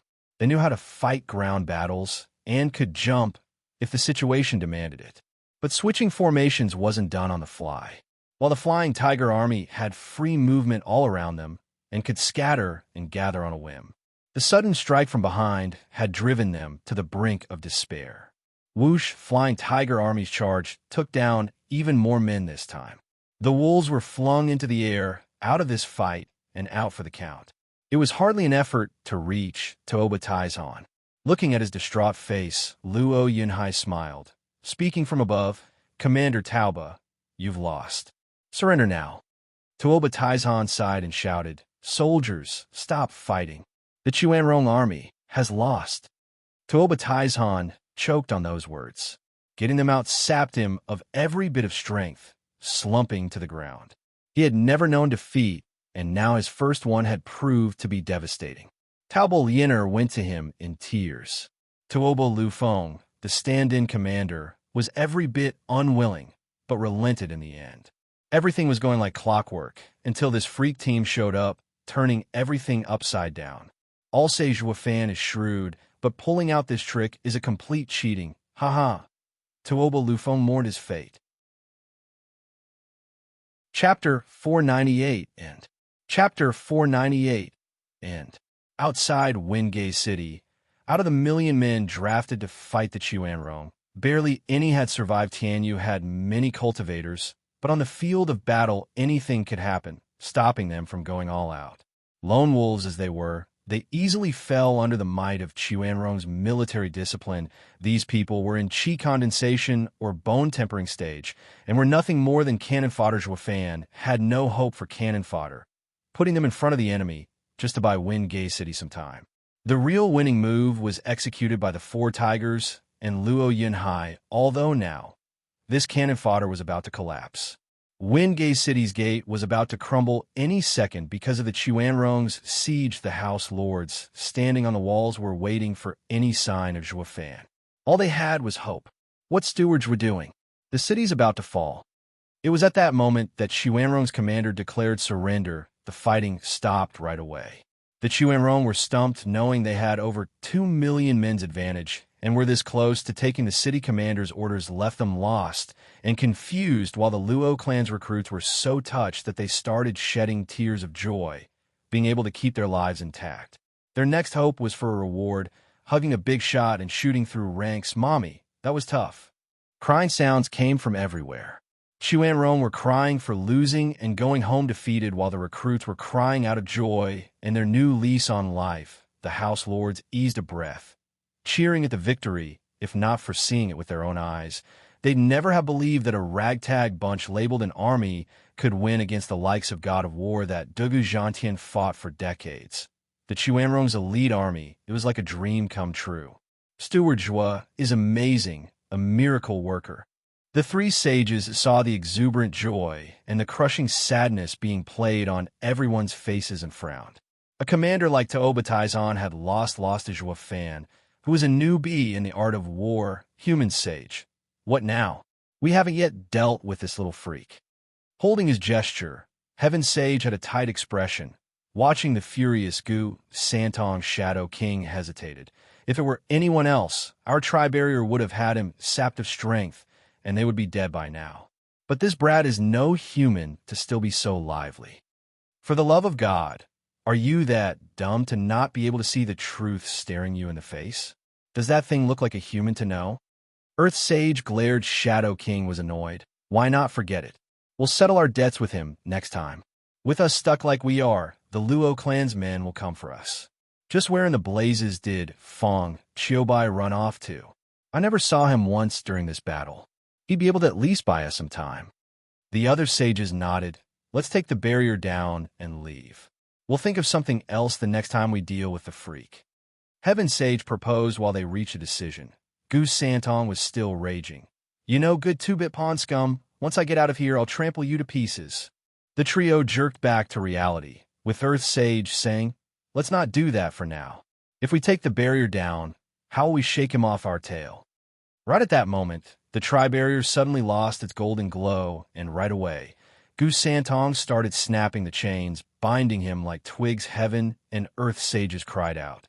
In their confusion and shock, they turned to the missing Shadow King for answers. The bastard made a run for it. What are you doing, human sage? They shouted at him. Shadow King grinned at them. With the barrier gone, the freak will kill us. It's better if you stall him while I get a head start. You twisted goddamn son of a bitch. You sold us out. The two sages roared at the betrayal. Shadow King perked up. Haha, you betrayed me once before as well. This seems only fair. And floored away, leaving those suckers holding the barrier. Dropping the barrier now would have Gu Santong go to town on them. Just looking at him would tell you all about his rage, yet by the sounds of those snapping chains, Gu Santong's freedom was but a matter of time. Not to mention the Luo clan was bound to come over any minute now, and then they'd truly be doomed. They were dead no matter how they swung at the sadness and hatred from having such a fate, left them unable to choose. A new voice sounded which seemed to help. Hey, you too. Weren't you on Prime Minister Zhuge's side? So you're the Emperor's man. His Majesty sure is insidious. No wonder Zhuge Changfeng had such a cruel fate. The two sages swung around and paled. Zizi Zhuofan, shouldn't you be dead at the hands of those ethereal stage experts? It's them who are finished. Zhuofan put on a sadistic smile, revving up the fear the two sages were feeling many times over. If even those three ethereal experts are toast, what'll happen to us? Gu Santong twisted his huge body, roaring, Dad, just in time. Kill those bastards. These chains hurt. Giving an assuring wave, Zhuofan returned to the two oldies. A couple of adults picking on my kid when there's no supervision? Are you taking advantage of my compassionate and merciful heart? These questions drove one painful nail after another into the sages. Not one of you two is normal. It's you who is picking on us. And how the hell are you compassionate? Stop faking sainthood. With Zhua Fan here, they knew their plan to finish off Gu Santong was a bust. With a sigh, they entered the pits of despair. They relaxed their hands. Gu Santong laughed at his newfound freedom and stomped. Time to die. The two just stood there, welcoming it with no intention of resisting, resigned to their fate's weight. Zhua Fan postponed their deaths. Gu Santong's hoof froze. What's up, young Sanzi? You can't write off chaining you with such a light sentence. Feed them bloodworms. Let your dad handle it. Zhua Fan's grin was about to split his face. Gu Santong lit up. Good point. Turning back to his childish self, father and son both grabbed a neck each and clutched. The sages had to open their jaws and cry. Zhua Fan threw a bloodworm in. What the hell did you give us? Heaven's sage, shouted. Zhua Fan was vague. The good stuff? Zhua Fan made a sign, and the two folded from the gut-wrenching pain. Their eyes were red and were reduced to flopping on the ground in a cacophony of incomprehensible screams of agony. Gu Santong clapped. Finally getting to dish out some payback, Zhua Fan nodded at his cheerful kid. He had someone take the sages into custody as they returned victorious. Their news of this resounding and total victory spread all over Tianyu. Zhua Fan and Luo clan's famed sword. Luo clan was hailed as the savior of Tianyu. Repelling an enemy invasion was the same as making one a nation's founding father. Not to mention Zhua Fan had started this war on the pretense of helping his lord, demonstrating to everyone his loyalty towards Tianyu. Oblivious as the people were, the Chuanrong invasion was ushered in on a red carpet by the emperor himself. While Zhua Fan's high-class act in defending his country was just a jab at his lord, shooting for the crown and throne. Moving on, Shadow King was speeding towards the imperial palace to report, but a loud roar from a huge black dragon blocked his path. He didn't even get a peep out and was swallowed in one gulp. The black dragon flew back in a Li Jingtian, the ethereal stage's soul shape. Amazing, Qiu Yanhai praised. Last time Shadow King had us on the defensive, but now Elderly has finished him off in one shot. Such is the gap between stages. Li Jingtian grinned. That brings Steward Zhua's tasks to an end. All that's left is to settle it with the Emperor. Chapter 499, Poisoned. Chapter 499, Poisoned. The servants ran to and fro in the imperial palace, hanging lamps and decorations for some big occasion. There was no big celebration, though, since the sound of festivities never left the walls of the imperial palace in the witching hour. The moon hung high in the sky, and the imperial palace shone like daylight, revealing 4 people in the wide hall. The emperor seated on his throne, crown prince on the seat to his right, his largeness to his left, and Princess Yongning was seated further to the left. 2 generations of Yuan clan had gathered here for a family picture, while servants stood too. Decided attention looking at his children, the aged emperor showed kindness. Today is my birthday. It is not as lively as the celebration I had last year, but it is peaceful.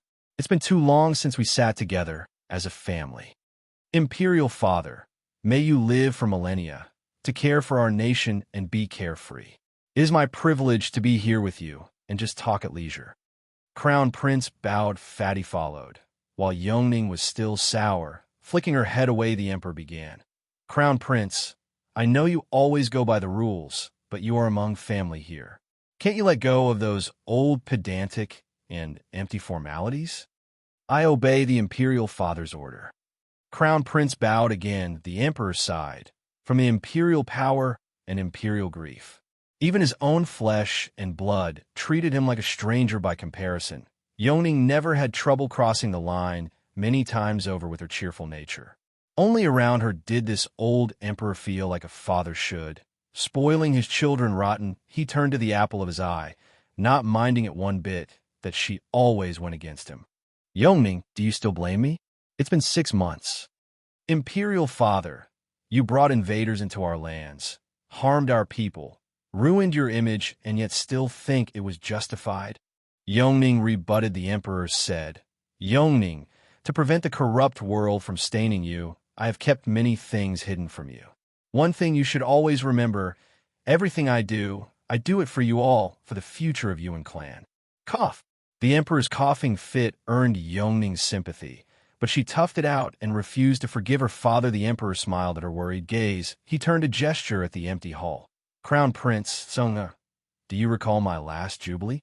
With outsiders, officials, and many more coming to show respect. So why is it so empty today? The two opted for silence. Isn't it obvious?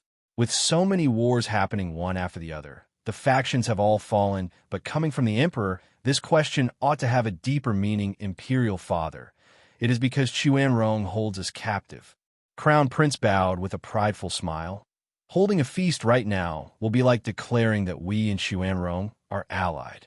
This closed celebration is unworthy of Imperial Father, but you always have the grand scheme of things in mind. The emperor nodded. Crown Prince, you're always so thoughtful and careful in your analysis and affairs. I am relieved. Crown Prince's heart sank. The emperor's praise had a foreboding feeling. Shrewd or thoughtful is the same thing. Relieved? Ha! The slave handles everything while the lord merely orders. Imperial Father must mean. Crown Prince's eyes glinted. Songa, what do you think? The emperor asked. The fatty bowed. Imperial Father, I believe the court is barren as you've removed the rebels. To restore life and prosperity to the court and nation, we have to promote talents to benefit the people and bring back our former glory. The emperor nodded. Songa, you have good eyes. Good, huh? The emperor returned to his throne. Crown Prince's face was looking gloomier by the second. For God's sake, Imperial Father was testing our policies, not judging how we handle the situation. This was a serious lapse of judgment. Imperial Father must like the old third more now. Crown Prince pushed down the rancor, returning to his seat morosely. The emperor motioned for the feast to begin, having a nice family dinner. Everyone seemed happy, except Yongning. Choosing to ignore her traitorous father, the emperor still watched her with the same fond eyes. Cough. The violent cough turned the emperor pale. A servant rushed over with a bowl. Your Majesty, please take your medicine. The emperor drank it all. 1 second he felt better, and the next he spurted black blood, with black mist hovering around his face. Poison. The emperor groaned. Fatty inspected with caution, and Yongning was flustered, rushing to her dear father's side, tearing up. Imperial Father, why is there poison in the medicine? Fatty and Yongning glared at the servant, but the guy had lost it from fear and was about to soil himself. Poisoning the emperor was a capital offense. Of course he'd panic. A flat voice came. Imperial Father, you have gotten on in years and should pass down the mantle. I ask that you come to a decision. Crown Prince stood up with pride, brushing the non-existent dust off his shoulder. The emperor shook. This news was devastating. With his twisted smile finally out in the open, the Crown Prince admitted to patricide. It is me. I had someone slip poison in your medicine, a 7th-grade poison. Once it sets in, there's no cure. Why? Big brother, why must you poison the Imperial Father? Yongning lamented. Fatty glared at him as well. Crown Prince mocked. Yongning, Imperial Father is right. You're too innocent. The less you know, the better. I want to know. Tell me what possible reason drove you on the path to regicide and patricide. Yongning shouted. Crown Prince smirked. You really want to know? Fine, I'll tell you. You call this patricide and regicide. But has dear father ever seen me as a son? I'm a mere pawn in his games. How can you speak of your Imperial Father like that? He may have brought invaders to his lands, but he never once treated you wrong. Yongning cried out. Filled with disbelief, Crown Prince pointed at the poisoned emperor, his face dark. Ask him if he has never done it before. Yongning watched the disdain on the emperor's face. Oh, do tell, Crown Prince, when have I done you wrong? Do you really want me to say it, or is it to understand my thinking? Crown Prince sneered. Doesn't matter, I will explain. You made me the Crown Prince of this nation without any intention of handing the throne to me. I'm just old Third Shield. Crown Prince flicked a hand at Fatty. The tubby's largeness wobbled in shock. The emperor said, Go on. Imperial Father, everyone covets the Crown Prince's position. You appointed me early on and had everyone's attention plastered on me, so that Fatty will have an easy time filling his future role. Crown Prince squinted. The Emperor is ruler supreme and is clear about every little thing happening in Tianyu. Over the decades, it was only the fatty roaming the lands. You didn't seem to like him, giving him the worst tasks, while you actually favored him the most. You alienated him to protect him. All the tasks you picked for him were to shape him for the throne. While the great Crown Prince was still stuck with a target on his back, drawing everyone's hostility, only to end up kicked to the curb at the end. Crown Prince's eyes were bloodshot. The other two were hateful and unwilling, but still turned to the Emperor. Stunned, yet the Emperor only stared back at the Crown Prince. You're tuning in to the Warrior Lore YouTube channel. Don't forget to subscribe and join us on this journey to catch the most captivating stories.